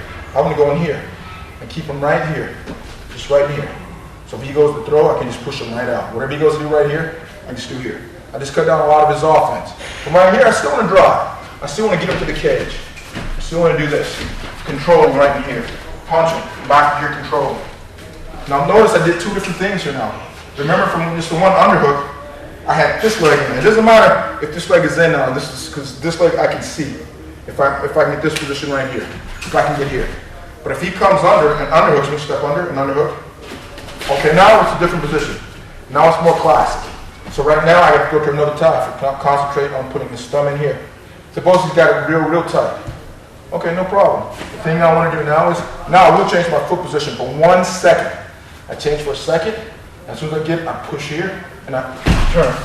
Look what I did. I turned my shoulder in. And his arm is down. But as soon as I do this, I gotta recover and come back in here, or he's gonna take my back. Okay? So one more time. I'm right here. He's got it real tight. I can't get him. He's got control. He's got me going to the cage. I don't want to go to the cage. I don't want to control. So now I will switch my legs real fast. And once I do it, I turn the shoulder in and then go under. And then come back to good position. Sure from the other side. Right here. He's controlling real good with his right arm. I can't really get anything. He's got me up. He's pushing me. I'm going to the cage. The thing on it is I'm going to take this hand right here. I'm going to drop it to here and drop. Watch my feet leave the canvas. I'm right here. I just go. Keeping my head up. And once I do this, now I recover. But pummeling on this side and coming here. I'll show it one more time to this side. We're right here. He's got this really tight. I'm having trouble. He's pushing me around. So all I'm going to do is change my foot position. Drop this hand. And go here. Notice I keep my head up. And when I come back in, I come back in here. Okay? Do it one more time slow. I'm not going to give him a whole lot of grip this time so you can really see what I'm doing. He's right in here. All I'm doing is, I'm right here. I change my footing. At the same time, I want to drop this hand. Drop it to here. And drop my weight to here. With my head up. And when I come back pummel here. Okay? And this takes us to the fourth position. And the fourth position is double underhooks. Now double underhooks, there are a lot of places we can go with this. I can sit in right here. I can sit in high. I can sit in low. Okay? Let's start off with just sitting in right here. From right here, the side that my head is on is the side that I have the leg deep. And I want to be like this. I don't want to be here in this position. Because from right here, I have to defend both legs. He can inside trip this leg, or I got to worry about inside tripping the other leg, or worry about him, trying to throw me one way or the other. So what I want to do is, I want to concentrate on one leg. Now, I have to defend one leg. Here I got to defend two. So I'm right here.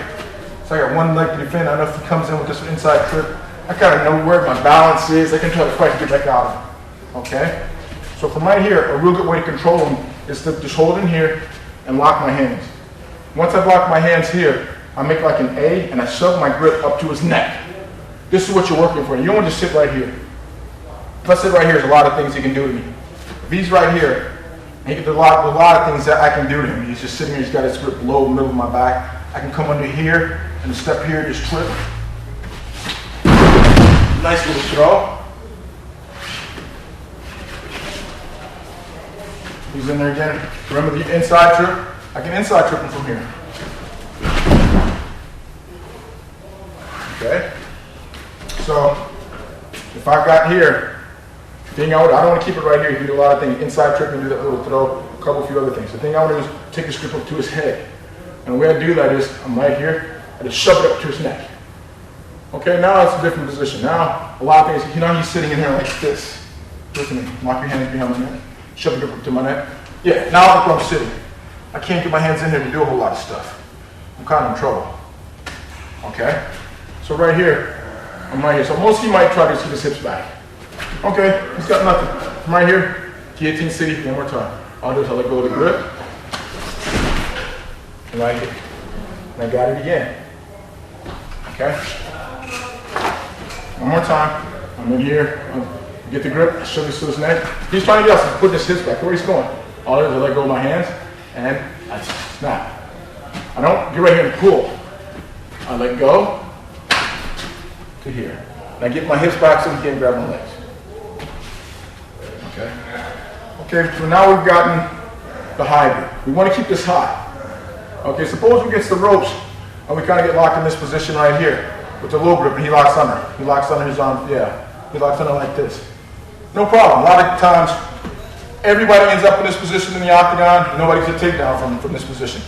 And this is the position me and my guys at the top team work on this all the time. Because we always get right here, nobody gets a takedown. This is simple. If I'm right here, the side that my head is on, the side my leg's on, and I want to do with the leg that's forward, I want to step it deeper inside. But from here, I want to change my grip from this to this. Okay? Now I want to do is take little steps, spin, spin, spin, till he's down. Avoiding the guard and the half guard. And notice, this isn't anything really, really fast. What I'm doing on this, I got it like this. I'm stepping, I change my grip to here. I'm going here, and as I step, notice my foot turns, my hip gets, I'm going deeper this way, this way, this way, this way, this way. This leg isn't moving, but this one's going deeper between his legs. And I'm changing the grip from here all the way over to the other side. So I'm here, starting off right here. He's got right there. I'm gonna step in here, step in deep. Might gonna step again, I'm gonna re-grip a little bit lower. A little bit lower. A little bit lower. Deep serious.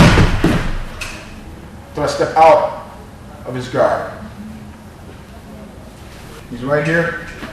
I've got the grip. So all I'm gonna do now is re-grip to here and just step in. Notice I change levels. I'm right here. I'm not just stepping like this. I change to here. I get my leg deeper. And right here it's deeper.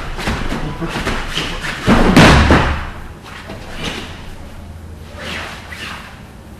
Now, the sixth tie is the collar tie. And collar tie is really a different kind of an animal because a lot of guys know how to do it. A lot of guys, classically, come out, you first learn to wrestle, the first thing you want to do is come out and, and do this. And you do it, and you're a high school wrestler, the first thing the more experienced guys do is they knock it off, and they take you down. Okay? So how do I keep from getting taken down when I have a collar tie? The thing you want to do is you want to tie it up correctly. And what I do is, it's not right here. If I get right here, you can easily just bump that up. I've got nothing. What I want to do is, I take a nice little shallow tie. I don't need to be way around his neck. I need about right here, and I take my elbow, and I put it in the middle of his chest. Look at that angle from this side. We're going. From right here, just drop. We'll go back to the battle. Just drop down and do a single leg. Look at that. Watch this though. Now drop for single leg. It goes right against his neck. Not really strangling him, but if he went down hard enough, it just makes it real uncomfortable for him. So I'm right here. I put this in the middle of his chest, and right here, and I push. Remember Randy Couture? Randy would lock up right here and punch guys, and they couldn't get out of it because they were just pulling their necks back and yanking on this. You can't pull this down. They're yanking and trying to pull it down and just making it tighter. He's just punching them. Then he'll finally get tired of this side. Just switch over to this arm and do the same thing. This guy's just pulling down this arm, making it tighter, tighter, tighter, tighter. Remember that? Okay. The way to get out of this, if he's got this lock tied in here, he's got it right on my chest. Nice little, not really real deep, but right here. And you can't really pull it out of it. You can't really push it up because you're pushing it, you start to choke yourself. So the thing I want to do is, we call scratching my neck. I like to call scratching my neck. He's right here. I reach up way beyond his grip to here. And I dig my fingernails into my neck. And I'm controlling over here and I scratch my neck till this comes off like this. Boom. Okay, one more time. Just lifting this up. He's right here. I'm controlling. He's basically punching me with this arm. Go right here. So he can't punch me. I can't stay here long. Because if he's trying to punch me this way, he'll just come under and just, just come up under and just uppercut me. Right there. So the thing I want to do is, I gotta do this quickly, get the control. I got pretty much the same kind of a lock over here on him. So he can't come under as easily, or go over as easily. So I come over, scratch my neck, pull it off, boom. Okay? Another one from there. Say guy's got a really, really good one, and just say you want to go to another position from here. Another real good position is here. If he gets this, I'll grab just a little bit below his wrist, and I stick this under his armpit. Now I use my shoulder to knock it off. To here. Now look where he is. He can come up now, and just boom. Okay? One more time from the other side. He's right here. He's got it locked. I can't really get it off. I'm strangling myself, trying to pull this down, trying to pull it off. All I do is, same time, I go here, same time, I grab the wrist, and do this. I use my shoulder and my weight to here. Look where he is. Where he is now. I can just take his back if I want. Okay? One more time. I'll do it slow. He's right here. Same time I go here. Here. Use my shoulder. Watch all my weight. My head stays up. I go here. I don't want to go here because you just come across the headlock or guillotine. Right. So I'm here to here. Come across now. Notice if I keep my head up and he comes across, easy takedown for me. One more time. And you can set guys up for this too. I just go here to here. He comes across the head. Now look where he is. And notice when I do this, watch when I put this. A lot of guys have trouble with this because you're gonna put the forearm in the wrong place. He's here, I go here. When I go here, I want to keep his arm folded like an nail right here. An L7, whatever you want to call it. So right here, I go here, I break it off. I keep it folded. I pull this down to my stomach. And see this part right here? My body fits nicely in here because it brings it down. Look what it does to me. I got the control here. So I go here, put my body in here. Use my shoulder here. My body's, look what this is on my stomach. Here, my shoulder's on his shoulder. So the motion of what I'm doing is, this is going down right here. This is going in like this. This is what I'm doing here. This kind of motion. Watch. You're up there. He's right here. I'm going like this. Now watch with my body. Here. Oh my God. Look where I am. I can control. I don't have a real good grip here, but I'm controlling it because this is in here. This is here. I'm just doing this. Using the pressure. Holding around. Okay. Now the seventh and last one, we did a little bit of this one, but now I'm going to go in full detail with it. Let's say my opponent has double unders. And this isn't bad. There are a lot of wrestlers who like being in this position. They like to throw from here. Okay? And the way you do it is, if he's locked in, say he's locked in high, the thing I want to do is I'll take my hands in here, and I want to try to do this. I'm going to take him inside and leave him up like and push in here and push him up to my chest. That's the easiest way for me to do this. I don't want to sit here like this. I don't have anything. But if I can get him in and get him up to my chest, either just one of them, I can do things. From here I can work. Remember there's a trick we can do. But one thing you can do from here, protecting one leg, the side that my head is on, the side that my leg is on, I'm right here controlling. I can take both, change my hand position to here. And right here, I'll just punch his hip and pat it and snap his head. This is a move that you do. You tell your hey, I'm about to punch your hip and smash your head over to the other side. It's the element of surprise. And I've gotten a lot of guys with this, and not because I told them what I was going to do. They didn't know what I was going to do. I'm in here. They're right here at the double unders. And all I can do is I step one leg forward, the side that my head is on, the side that my leg is on, and I go, I'm not just doing this. I go, I pop, pop, pop, pop. Okay? So then notice, like I said before, he's got this underhook here. I'm under like this. It's going to be hard to get to here, but you want to be trying the whole time. That's your job. That's your mission. When he's got double underhooks right here, rather than just getting thrown around like a rag doll getting taken down, I learned to be in there trying to get both my hands up here. You probably can see both hands. I'm waving at you right there and right there. That's what I want. This is where I want to be. From right here, I can fight a little better, can push a little better, try to get out. Okay? Another way to get out of this, I was showing it before. He's got the grip up. Let's keep the grip up high. So the guy's got the grip up high, and I'm trying to. All I want to do before is I want to change my leg position. This side is it's opposite, and all I want to do is leave my feet and twist. So I'm right here. I turn to here, and I come up a little bit, and I drop, drop, to here, keeping my head up. I mean, almost till it hurts. So I look at the ceiling, look what I did with my shoulders. So if he's like this. Now let's just make believe like he's got his arms up. I'm gonna show the motion on it. I'm in here, I'm trying to get in here, and all I wanna do now is, I'm right here first. I'm gonna switch my leg position. I'm gonna turn some right here to stretch this grip out. And right here, I wanna use all my weight on this grip. Do this. Watch. He's rocked around. I'm here. I'm right here. I'm classic, trying to get out of it. I change.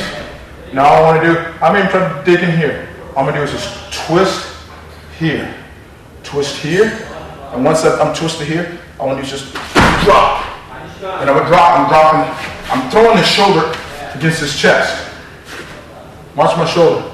Let's turn on this way so you can see it. I'm right here. I'm in classic position. I change my legs. I turn like that. From here, I pummel back in. Double unders. One more time. He's got it. I'm classic right here. I don't just wait with the crowd right here unless I'm going in here. From right here, I'm trying to dig in. I switch my leg position. My shoulder's going to go right into his, try to break my shoulder right into his chest. When I do that, keep my head up. From here, I pummel back in.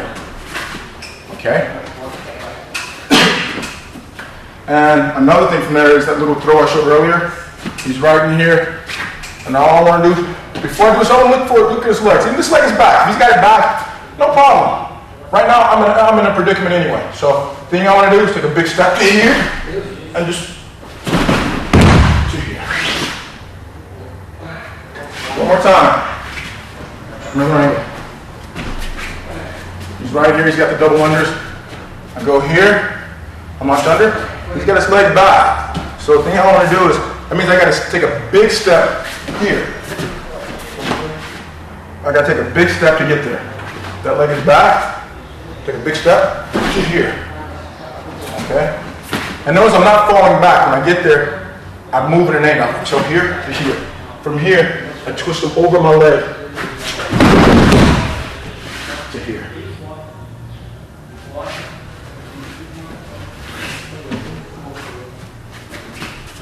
One more time. You see here? I don't want to waste a lot of time in this position. I got a couple things I can do, and I got to do them fast. So I'm right in here. I wrap under and I throw. To there. Next, we're going to go to hand control for grappling and submission grappling, and for wrestling also. And it's very important, hand position there, especially grappling. If I'm wrestling with him, or it's a jiu-jitsu submission wrestling tournament or jiu-jitsu tournament, a lot of guys that come out like this, a lot of wrestlers, high school guys. I remember one year I was at World Championships in Budapest, Hungary, and one of the Shear brothers was, I think he was going for the bronze medal, and he kept getting taken down. He came back to the corner, and Jay Robinson, who was at Iowa at the time, the coach of the world team, he said, "Hey, this guy's got a good double leg. Put your hands down in front of him." And it was so shocking, because as soon as Shear put his hands down in front of him, went from wrestling like this to just doing this and keeping his head up. It's like the like all the other type controls. He took away half the guy's game. The guy couldn't do double legs anymore. If I'm like this, and this guy just like taps my head, and do it, and just do double leg. Change levels and do it double leg. Okay. Now if I don't react in time, or if I react wrong, if he taps my head like that, tap my head like that, and I do this, he's got the double leg. Okay? But watch this though. If I come out and I'm ready for one kind of a double leg, meaning basically I just come out and do like this, tap my head and go. I'm not going to ask if he's got nothing. Okay? So that in and of itself that's part of the technique. Just good position. I come out like this, keep my head, try to guillotine him. He comes across my head to guillotine him, he can't do it because I'm right here. But if he tries to double it, come on, hands up. That's all I'm doing. Right here.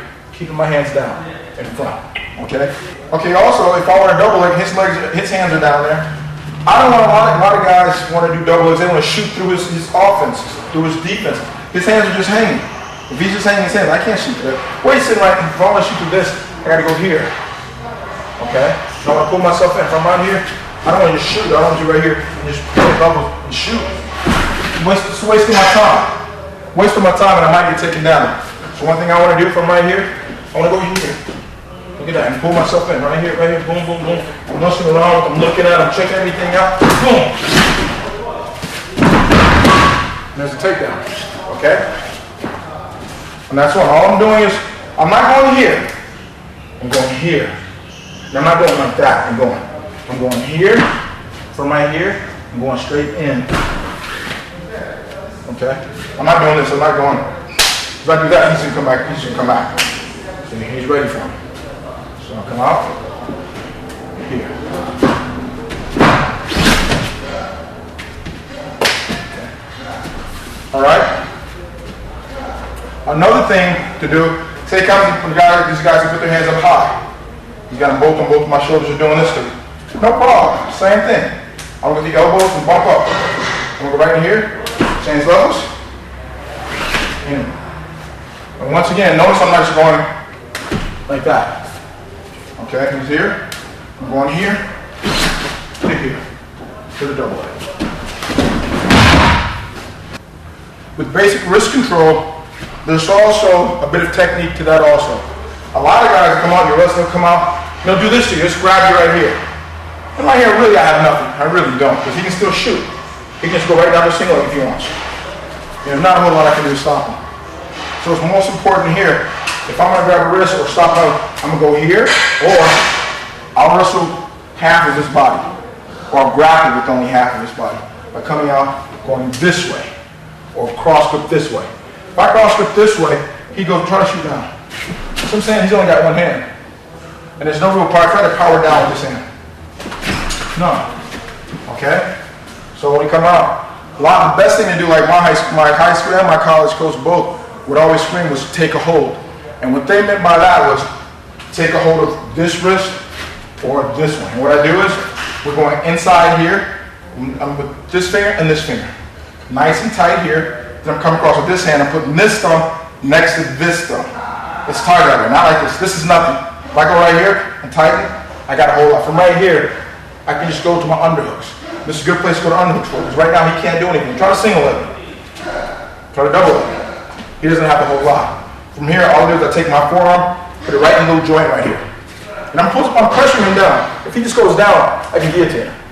But if I go right here and I'm trying to pressure down, he's stand up, that's okay too, because all I do, I take this, circle, I got an underhook, and back to this classic position where I'm pushing. Okay?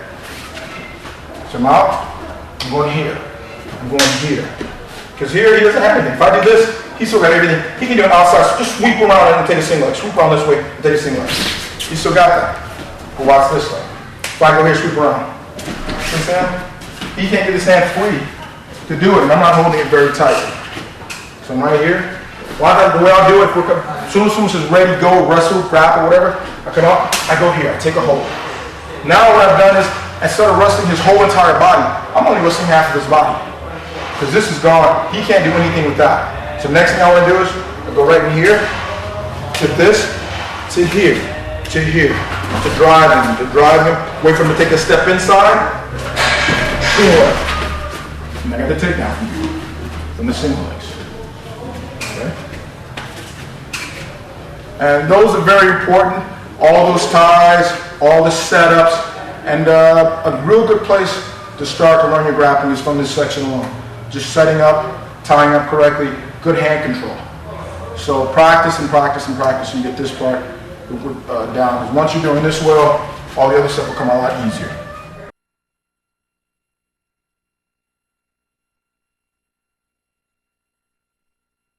Next, we'll be learning the 5 most commonly used takedowns in the octagon. And yes, people, there are only about 5. A lot of guys are still using punches to knock people down.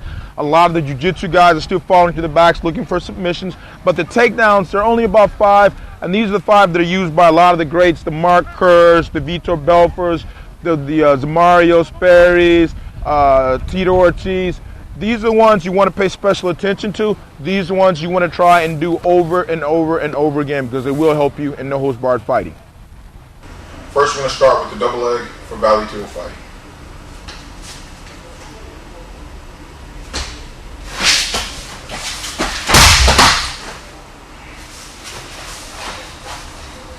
Okay, that was the basic takedown. The way I speed that up is, I want to change my level quick and fast.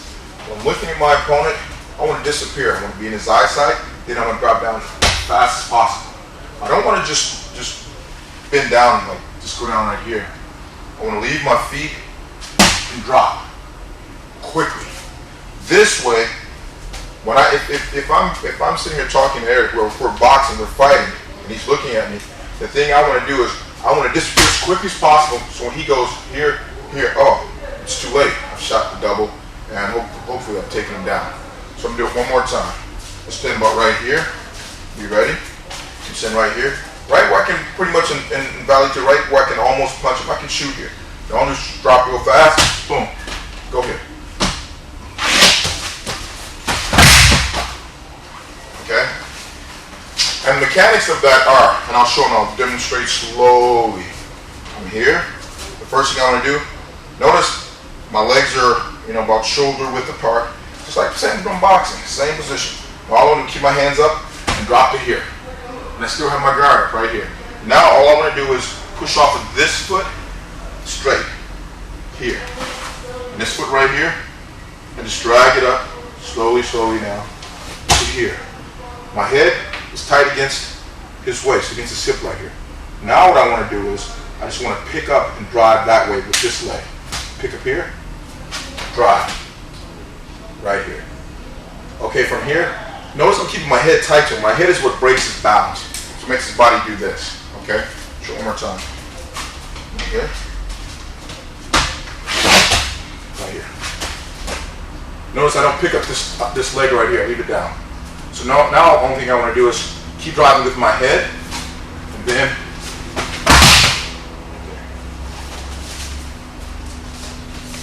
okay. One more time.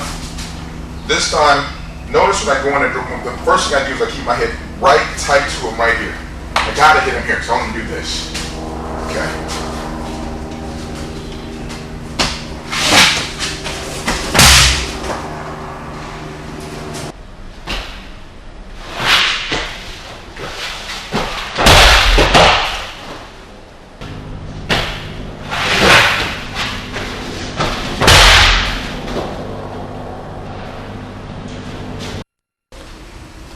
Okay, the important thing about the double legs, I want to split him in half.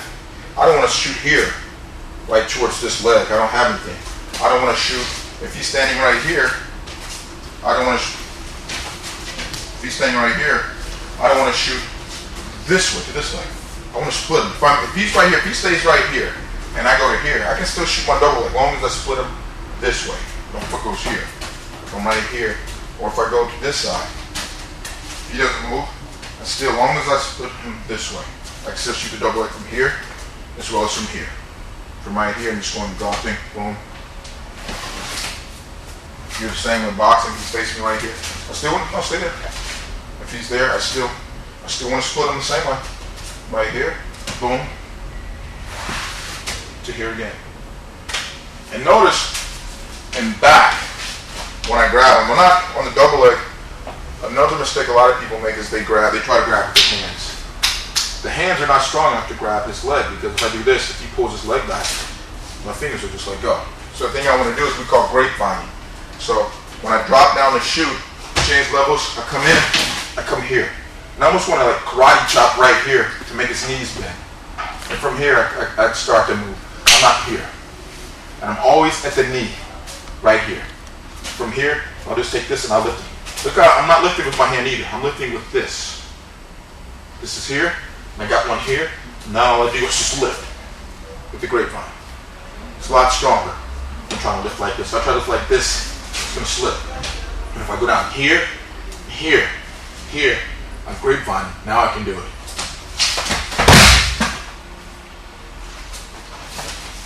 Okay, and there's another double leg. I have a lot of guys, like my older fighters who have trouble with their knees. They still want to do double legs. They know it's a very efficient takedown. So what I like for them to do is, I like to come in here, lock up here. Even in vale-tudо, once you get in here, I'm always right in here and right here. So, but what I want to do now is I want to cause my opponent to turn. So I'm right in here, so I'm going to take this hand, go here. I'm just going to dance around to here. Now do that again slow so you can see it. And all I did was, I'm gripped like this. But on this one, what I want to do is I'm going to take this hand and do this, just hook. Like a little hook right here. And I want to pull Eric in a circle. And notice when I pull him, I leave my feet. This time, you don't move, you stay there. Watch what I did. I'm right here. Notice I put all my weight on this leg. I make him support my entire body by dancing and just leaving, just holding on here and leaving the mat. I'm right here.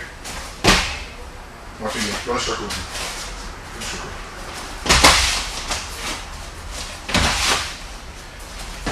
Okay, now watch the takedown.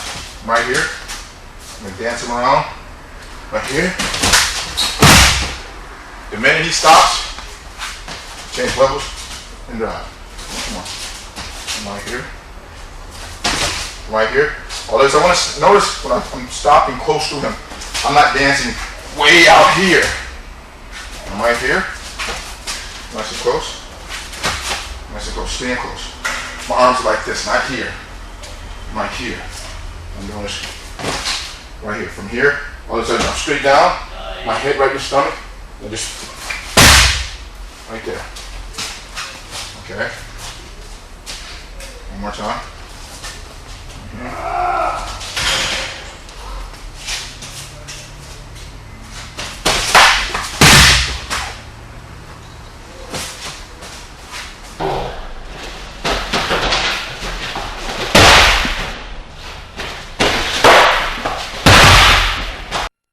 That same takedown works well against the cage also.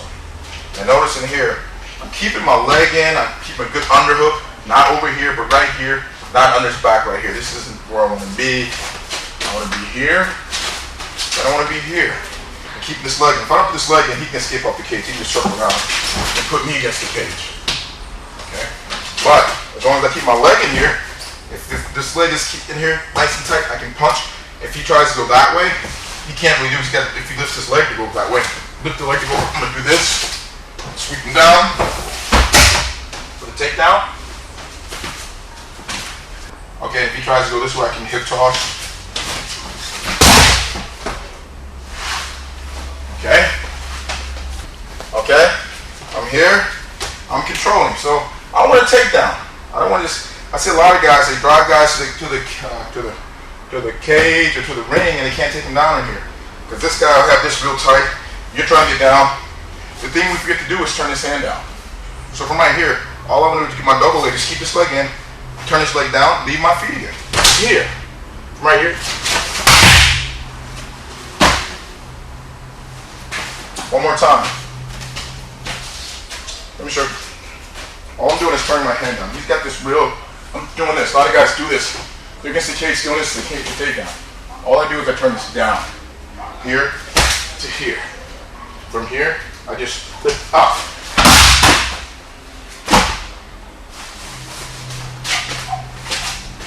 Anytime against the cage.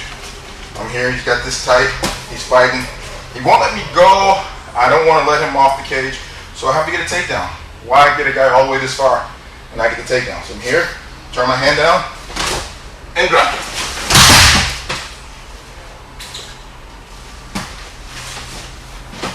A good place to shoot double leg, especially if you got a wrestler, to drive into the cage. Once I have him against the cage, it's easy for me to do a double leg. And as before, we'll use the same driving principle that I used before to get him there. I'm unhooked here, controlling here. This leg is in the middle, right here, splitting him. And I want him to kind of ride my leg like I was showing before, right here, and I drop. I'm not standing straight up doing this. I'm here, right here. Once I got him in, I keep this leg in. Because now, as long as this leg is in, like if my leg isn't, if he wants to get off the cage, he can slip off the cage, he can slip off the ropes, he can flip around and put me against the cage. But if I got him here, I stick this leg in. Now if he wants to get off the cage, he's got to go over my leg. This way he can't go because I got the underhook. So if he tries to go this way, he can't. I'm keeping this way. I'm controlling here, punching, coming back to here, punch, punch, punch, controlling here. Now if he tries to go that way, he's got to step over my leg. This is easy. This is easy. Right here, just go here. The takedown. I'm in no trouble here because he's against the cage. Okay? Now we're moving on to the single leg. This time I'm going to go more in depth with it than we did in the first 9 basic takedowns. I'm going to show more takedowns for the single leg against the cage and in the middle of the octagon. Right here, my leg is in deep, and I'll start to drive into the cage. So right here, I'm driving, he's pushing, trying to get back at me. He's pushing and fighting. And a lot of times what guys will do, and I'm bumping in here, what they'll do is, to get out of this, he'll step around. I'll stop right here, let him step. Once he steps here, I just do just a drop single. Just turn his hand down and leave my feet again to here. Notice, I'm not bending over. If I bend over to here, he's gonna get me. Or he's gonna knee me in the head. So what I wanna do, I always wanna keep my eyes on him. Right here, he just stepped in, so I just wanna change levels. To here, look where my head is. Now I'm not gonna stay here long enough for him to hit me. So right here, I go here, I pick it up. I'm pinching, I'm grabbing my own wrist, and pulling in here. And from right here, a very popular move is just run the pipe. To run the pipe, all I want to do is just step around and sit. Once more. Controlling in here, so no holds barred fighting. So I'm controlling, I'm taking him to the cage. And he knows, once I get him against the cage, I'll be able to get some punches in and control him. So he's going to do anything in his power to keep him going, and he's going to do this. The minute he does this, I ride away. I don't want to sit in here, because if I sit in here too long, you do what a lot of guys do, like a Rona likes to come across with this leg and trip you like this, or he might come across this way. No, he might come across this way and try to trip you. So the minute the guys, I'm right here, the minute they step in, single leg. And from here, I'm running the pipe. All I'm going to do is just step around and sit. The basic mechanics behind running the pipe are, all I want to do is, he's going to stay here when I do this time, so I'm going to do it slow. So when I do this, don't move. I'm right here. All I want to do, I'm facing this way. I want to face that way. So all I want to do, look at my grip, I'm holding right here, grip is on the inside. I take a big step. All I do is I'm pinching, I push off of my right leg to here, and from right here, look at my grip is. I left my grip there. All I want to do now is just take my grip between my legs and sit as if I'm going to the bathroom. Okay? One more time fast. Right here. And notice he's sitting, his arm's sitting here, not here. If I do this, it means power down. If I do this, it's a little bit different. I got better grip here. So all I'm going to do is take a big step around and sit.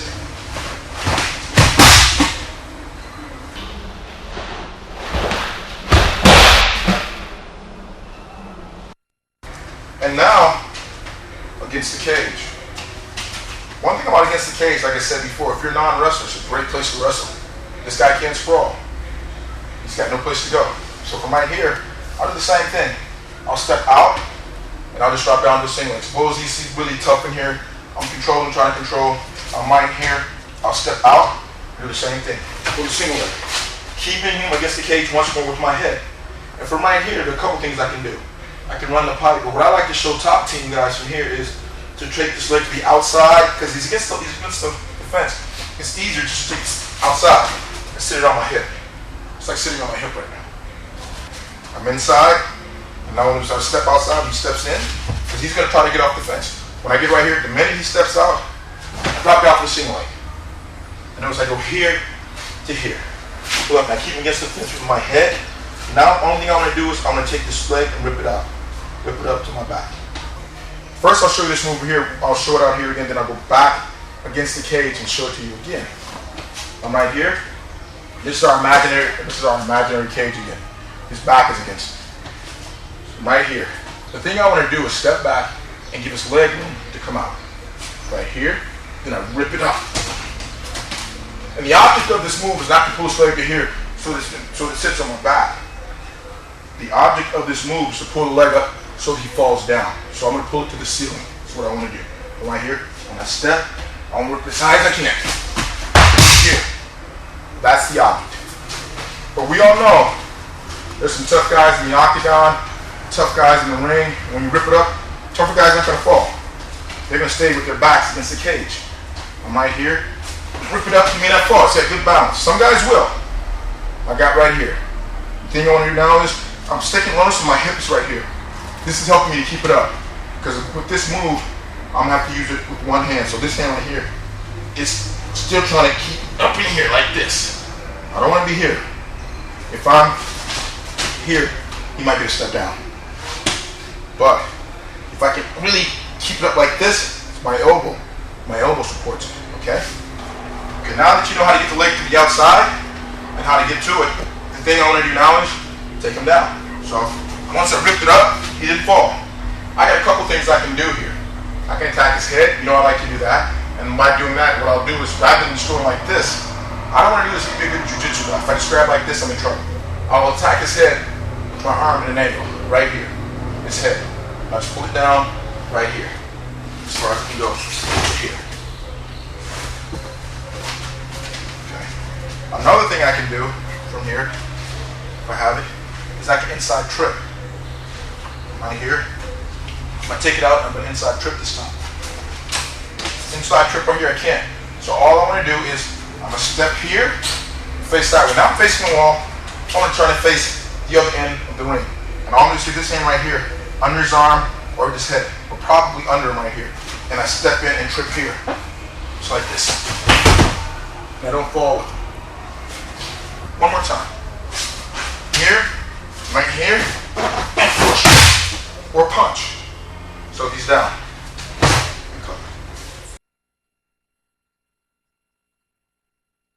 Now I'm going to show the front headlock. This is a very, very, very important, a very good move to the octagon. It gives you a chance to rest. At the same time, it makes your opponent tired. You're squeezing around the weakest part of his body. Okay, the front head snap works also against the cage. Because a lot of times guys are here and they're just trying to stay up. And like before, I'm keeping them here. All I want to do is give myself a little bit of room. Take my forearm again, smash it into his ear. Just like this. I'm not reaching like this until his body lock. And I'm in trouble here. So what I want to do here is take this, do this right here to here. Now I got it. If I can knee on my feet, I'll knee him here, depending on what the rules call for, or I'll just keep my weight on and bring him down with the guillotine, or he stays up and straight, try to choke him out.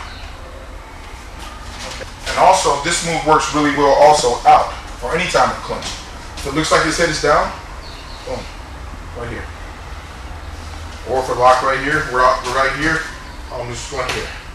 Now I'm pulling out the neck, the back of the head, feeding it here, stepping in, and choking. Okay. Next, I'm going to show the body lock. This position is crucial and probably one of the most common in no-holds-barred fighting, because once you're locked up, once you're boxing, you get in, you're locked up, you're in the body lock position. It's either throw or be thrown. Okay, body locks. There are many, many body locks. Body locks are dangerous if you don't know and you don't understand them. So one good rule, if I'm in here, if I'm locking here, I'm not pushing. If I'm here because I'm here to throw. I don't want to sit in it, it can be dangerous. So when I'm in here, one thing I do is I lock like this, and I try to put my forearm to here. So it makes him kind of lose his balance like that. But he's not going to do that. He's going to keep his hips back, and I'm in here and I'm locked. Okay? For a classic body lock, the thing I want to do is, I just want to step here. Right here. Notice I got this leg back, because I want to throw it forward and throw. I'm right here. Here.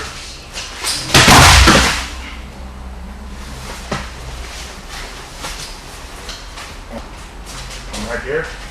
I'm locked. I'm going to take a big step to my right leg. I'm taking this up here when I step. I'm stepping up here.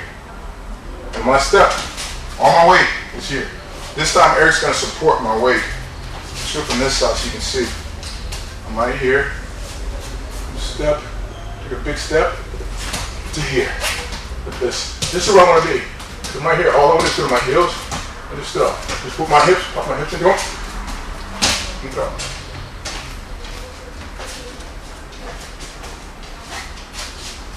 Right here. And I'm re-gripping. I'm starting off right here with this grip. When I raise this up, I step at the same time. I re-grip, grab my wrist. Right here. All the same time, on the same motion. Right here. Step. From right here. Notice I'm falling. I want to be falling right here.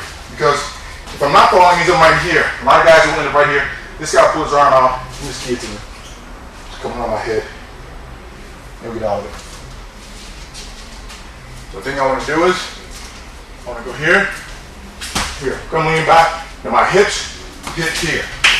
I pop my hips into his knee. I don't try to throw from here, it'd be hard to do. I'm changing levels. That's like go over here and like almost like a sit down, as I'm going to the bathroom, I just pop my hips.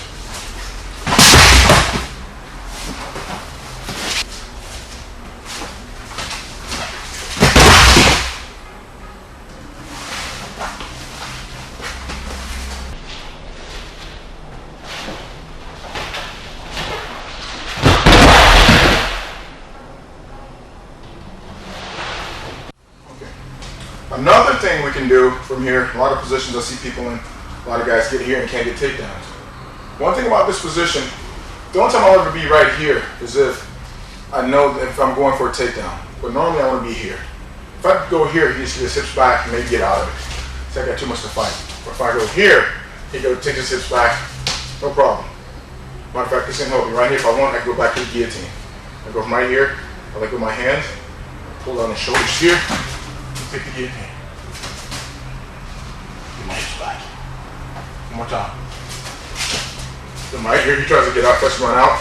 He's trying to back out of this. What I'm gonna do, I go with my hands, do this. One more time. He's no balance. Look where he is. He's leaning like this, trying to get his butt out of here. So right here, he's trying to pull out. Go here. Keep my hips back. Put both my hands in front of him. Let him take here, or take the guillotine here and choke. Or if I want to, I could have come here. But at all times, keeping low on the neck and not across the shoulders. Okay? Another thing from here we can do, another takedown I like to do, is just like a throw by. And all I do is, I got carried right here. I have a good base. I'll fake this way. There's one thing about if I fake this way, he thinks I'm going to try to throw him like this. So he's going to try to go back the other direction. He's going to pull back that way. So I go here, and I feel him pull back, and I just throw him. One more time. A little slow this time. I go here. Now all I want to do is, he's going to just relax his hand. I'm right here. I'm going to go here. From here, all I want to do is take this shoulder right here, throw it up as high as I can, and then change my level. I go here. Notice my feet don't move. My feet do not move. Okay? I'm just kind of whipping. Put this way to here. And this one works real good live action. If we're here tied up and he's pushing, I'm pushing, he's pulling. All I want to do is go here to there. Okay? Now once from the other side. Here. Fake here, and he goes, I feel his body coming back, I just throw it. One more time. Here. To here. Okay. Another good move from that position is from right here, I want to take down, just basically do a bear hug. And do a bear hug, all I do is I keep my grip high. I make it like an A, I'm right here, and I push this up to his neck. Now all thing I'll do is I'll come around and punch him here. A lot of guys will slide, you won't get it. I'm right here, I punch. But at the same time that I punch, I want to change the levels so that my shoulder is in his stomach. Watch from this side. Here, right here. Now look at my shoulder. Let's do this. I pull this in, and push this out with my shoulder. So I'm right here, I'm going there. Same time I drop. Look how fast I drop before I leave my feet.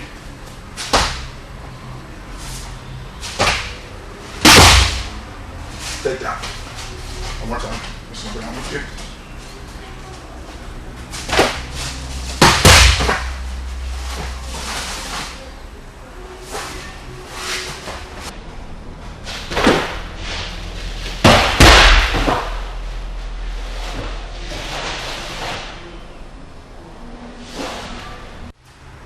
Another takedown I like to do from here is just like it's just a body twist.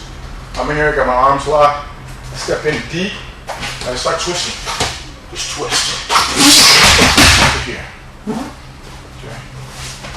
One more time from the center.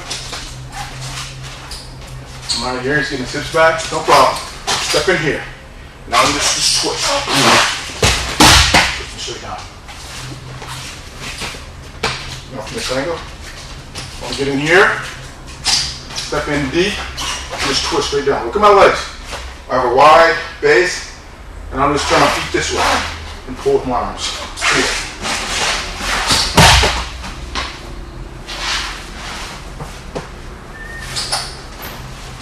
If you're against the cage, you can still body lock. It's still a real good position from here. He's got no place to put his hips. Only thing you have to do, you have to remember, is give him a place to fall. Against the cage, it might be hard to do this, but here's one place I don't mind sliding, because I'll slide to here. From right here, all I'm just like right here, trying to give him a place to fall. One more time. I'm here. We're heated battle. Voice down to here. I change levels. I'll put my shoulder in. My shoulder's in here. I'm pulling here. Now just give him a place to fall. Cover. Let's say he has a body lock position on me. He's got double unders. He's got me locked in here. If he's got his hands locked, sometimes it can be a hard place to be for a lot of fighters. There's several things I can do. First thing I can do is I can try to get out of this. The way I can get out of this is I try to get my thumb in here if I can't. I have to turn my body so I can drop to here, keeping my head up. But my head down is going to get me. It was all for nothing. So I'm right here. So I want to get this thumb in here if I can. Sometimes you can't. So then you just have to turn and drop. Look what I did. I stretched this grip out by turning sideways like this. So I'm right here. He's got this up nice and high. If I get my thumb in here, it's even better. Here, keeping my head up. And then come back to the palm. Okay? Another thing I can do, he's here, is inside trip. But he's got this high, he's got a lot of power, he's a very strong guy. So I can't just trip him straight back like before. I want to take him at an angle like this. The way I do that is, I keep control in here, I go for my trip, now I collapse aside to here. Okay? Notice I did this body, I made him do this. That's all I want to do. But with my leg in. I'm right here. He's got me. I'm definitely going to get taken down right here. And he's going to, when he gets me down, he's going to beat me up real good. So I don't want to get taken down. I don't want to get beaten up. So I'm going here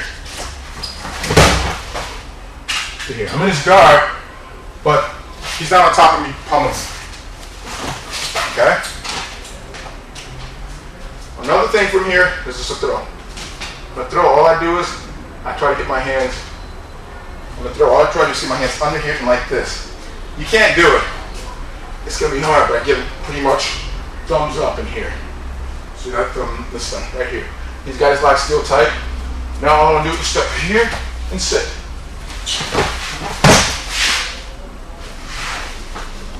One more time. He's got me locked here. I want to get out of it, so I'm going to throw. Try to lock under here as best I can, and I step here. I step right, I step fast, I step quick.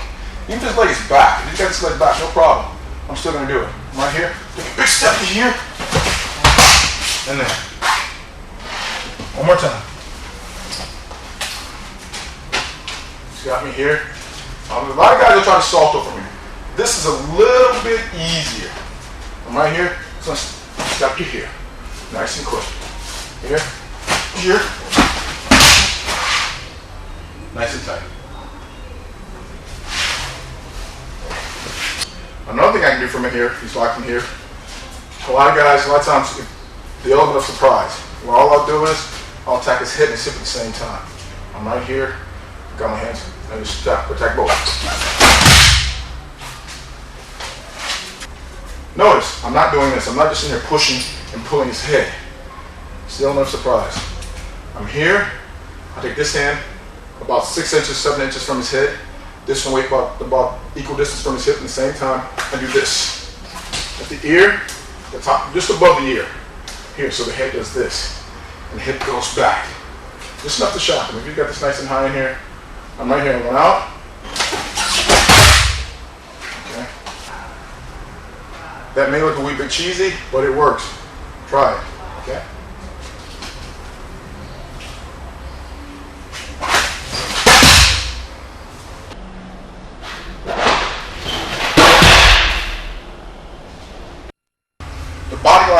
extremely important in no holds barred fighting because against the cage, everybody's always tied up in here. Locked up, tied up. He's got me, I've got him. So I want to control this situation. A lot of guys don't know how to control him here. It's extremely important that you know how. So once I'm in and I'm tied up, I'm locking in here. Once again, I'm trying, rather than in here, I'm not so much worried about him throwing me. Against the cage, from these positions, if I'm, let's say a lot of times, guys end up with double unders here, in like body lock positions. The thing, I see guys here and they don't get the takedowns. Here it's easier to get a takedown because he can't get his hips back. Like if I were out here, I would do something like taking down like barrel, he's got his hips back. I can't do it because his hips are too far back. Against the cage, if I got my chest against him, all I have to do is pull, just lower my grip from here to his waist and change my lock from this to this. From here, all I want to do is just lower my shoulder and just kind of go right here and pull. Right here. Straight down. Just a barrel hook. If I were doing this out here, here's our imaginary cage again. His back's up against it. The thing I'm doing, I'm controlling in here. I'm in here, I'm pummeled to this. And I see guys who can't get takedowns with this. So all I want to do in here is just go down to a barrel hook. I'm right here locked up. I think I'm going to take my grip. And against the cage, I don't have time to do this. Like in a classic barrel hook, I would just go here. I would hit it real hard here and go here. But if his back is against the cage, I can't get this. So what I want to do is, I'm still controlling. I'll drag it against the cage, against the ropes down to here. And once I get here, I just change levels with my feet and put my shoulder right here. I'm right here, I'll put to here, put my shoulder here, and my shoulder, now I want to do this. Look where I am. I'm not here doing this. A lot of people do this. No, I'm right here, I'm ready to here, change levels. Now I'm going to just pull this in. Now against the cage. All I'm going to do here is just slide my grip down to his waist, change levels, and protecting my head too, a little bit, my shoulder right here. I can just do this. I'm going to fall. I'll just pull out just a little bit, give him room to fall. Now I'm going to show the inside trip. This is a great move. It gives you an opportunity to rest, and it's a real easy, sneaky takedown. This is a good move, good sneaky move. If I have an opponent out here say, I don't feel I'm with Eric, he's real strong. And basically, you want to attack the weaker parts of his body. His neck and the leg that he can't see. So I'm right here. I got a good tie up in here. I got control. I'm looking for this leg. And all I want to do, if I can't get to it, I can make him step around to it. I can pull it to this leg also by doing this. I'm going to take a little step here, so it's closer now. Now all I want to do is, I want to go in here, and there. Okay, now I'm going to show you to move fast. All I'm in here, I want to make him step, make him closer to me now. Now I do inside here, and notice I don't fall on top of him. Okay? Notice when I do this, I don't land on top of him. If I land on top of him, I can get swept. Watch, for instance. I'm here. Okay. So the thing I want to do is, I got the control. Maybe I'll make him step. Sometimes you can try to make a guy step, and he'll leave his leg back far. If he's back far, I'll try to make him take a step. He won't do it. He just leaves it back. No problem. Then I can still go for this move. But then I just dance through to here. Notice, I have his ankles in my hands, right? Okay. Something's right here. I'm right here. When I step in, look where I plant my toe. I contort my body so that my chest is still square with Eric. I'm here, here. I'm not right here. I'm here, here. This back leg I used to drive off of. Now you use it also as like a kickstand. My hands slide down his body. Here. Okay. Notice my hands slide down his body and use this leg here like a kickstand. Now here.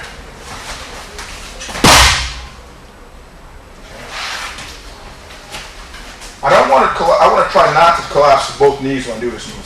Because if I do, he can just push me over. If I just go in here and just do this, problem. Okay? That's why I don't just drop. That's why I don't just step in here and drop right here. Problem. Okay? The thing I want to do is use this leg right here as support and as and basically push off of. I'm in here.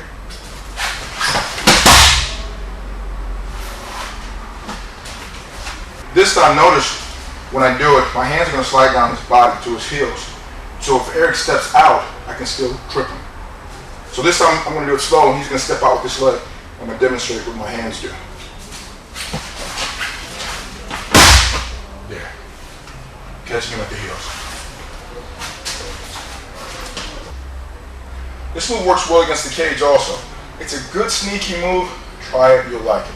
But the only thing about it against the cage, give him room to fall. If Eric is here, if he, any kind of way or shape, form, or fashion, puts his leg out where I can get to it, I can inside trip him. I can definitely inside trip him. But the thing I want to do is I want to trip him and try to get him to go this way. Okay? Then, inside tripping, I'm going to put the leg in. I'm doing this trip versus what a lot of jiu-jitsu guys do. They get him to do this. And if Eric just pushes my shoulder on the other side, I'm in trouble. Okay? But if I inside trip, if I can go here, try to get this out, keep my shoulder square, I can inside trip to here. Okay? Now I'm going to show you some drills to make you more proficient at all the takedowns here that you've learned. Drilling is very, very important. It helps you with the speed and the timing, and it makes these moves almost second nature when you're in the octagon, or if you're in a grappling tournament, or even in jiu-jitsu. When you come out, you see it, you won't have to think about it. You've drilled it so many times, you'll just do it. Let's start with the drill for the double leg. The most important thing about the double leg is the way you make a double leg fast is by changing levels. So one drill I like to do is level change drill. Guys put their hands up. The vale-tudо guys are here. The wrestlers and the jiu-jitsu guys start about here. Because this is a good stance for wrestling and jiu-jitsu. If my hands are in front of my legs, it keeps you from shooting on me. If my head is up, you can't guillotine me. This is a real good stance. If I walk in, guillotine me. Doesn't happen. Double leg. My hands are broke. Single legs. Okay? So someone here. So they start here, and the vale-tudо guys start here. He's gonna, Eric's gonna start from here. And the first drill I do is my level change drill. And all I do is I clap and I clap. The guys go here as fast as they can. Like I be ready, dance around a little bit. Move, move, move, move, move, move, move. Right, there you go. That's where you shoot from. Okay. All right, from there, the basic drill for the single, for the double leg is I just face him right here. I go here. Back up. Okay. Let's start over here. Just go forward. There you go. Go back again, down, come back. Just so let's start here. Let's go this way and do about 3 or 4 minute run.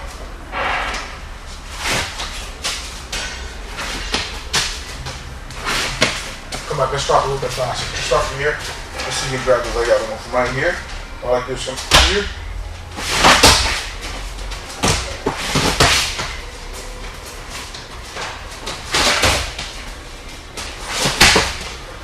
Okay. First I just start off using the hand. Then after that, it's right here. Change levels. Boom. Nice and quick.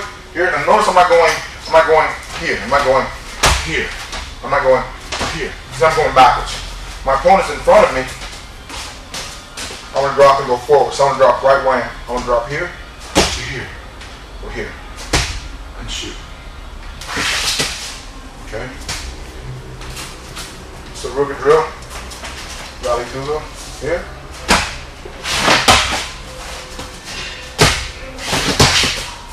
Okay. And next, the single leg drill. And single legs are basically not bent over like this, because he's going to guillotine. If I go to grab a leg like this, he's going to guillotine. He's going to knee me in the face. Guillotines, basically me coming here, coming to the side of my opponent, change the level of my head up, coming here, keep my head in the ribs.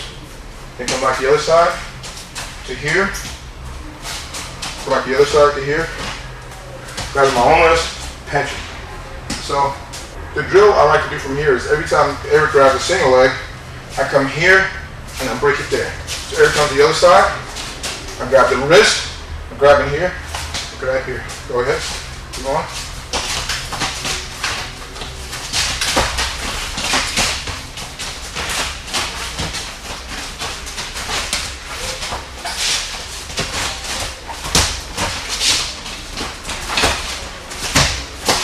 Okay. And that's the drill I like to do for single legs. And both guys will switch places doing, one guy will be doing correct, one guy will be doing correct single legs, pinching, holding his own wrist, hitting the ribs, and not hitting the side. If you hit the side, what happens? He guillotines me. So I'm here. I'm here. Here. Here. Okay? Next is the high crotch drill. And all that is just a speed drill. I'm right here. I just want to see how many times fast I can go up, Eric's crotch, switch off to the double leg. Right here. Keeping this clear. Watch this is going here, remember? Fast as I can. This needs like a little ball.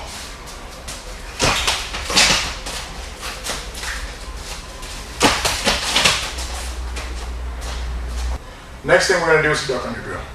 The duck under drill, like the high crotch drill, is nothing more than a drill of speed. And I work my fakes too when I'm doing this. I start running in the room, and I'll start running in the room. I fake here, and go here, right here. My corner turns down.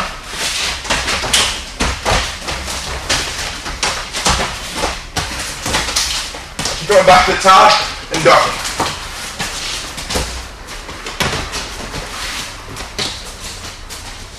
And that's the duck under drill. Next is the arm drag drill. Here I have several drills, but the one I like most is Eric keeps doing this. It's straight like this. Fast.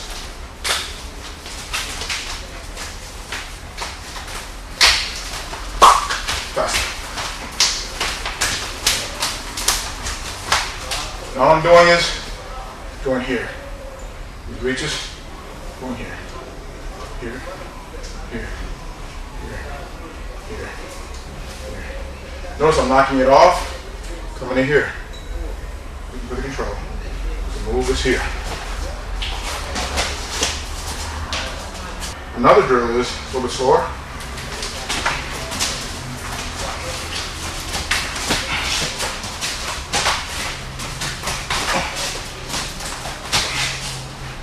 Okay. Another drill for the arm drag, Eric's just going to walk in with his arms out. Come from low. Come low. Come from low. Come from high.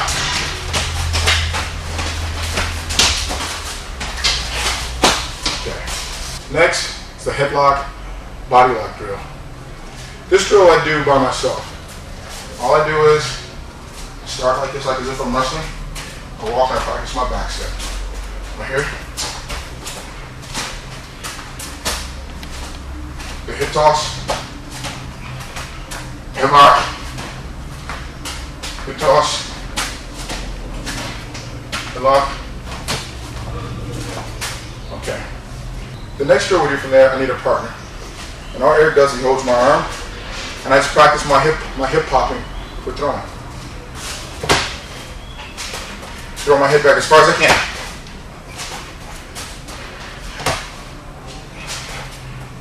Okay, another good drill for vale-tudо and for wrestling, just pushing drills. We do a lot of pushing drills, and basically make believe that our room here is a cage, and my job today is to push Eric against the cage, and Eric's job is to push me against the cage. And we'll do this for 30 seconds. I'll say ready, go, and the guys will start pushing right in here. Right in here, trying to keep good control. Notice I keep them right in here. Keep my head up, just like right here, because I'm right here. I can keep better position. Just for pushing. And during our push drills, what we do is for 30 seconds, and I'll just say ready, go, and the guys start pushing.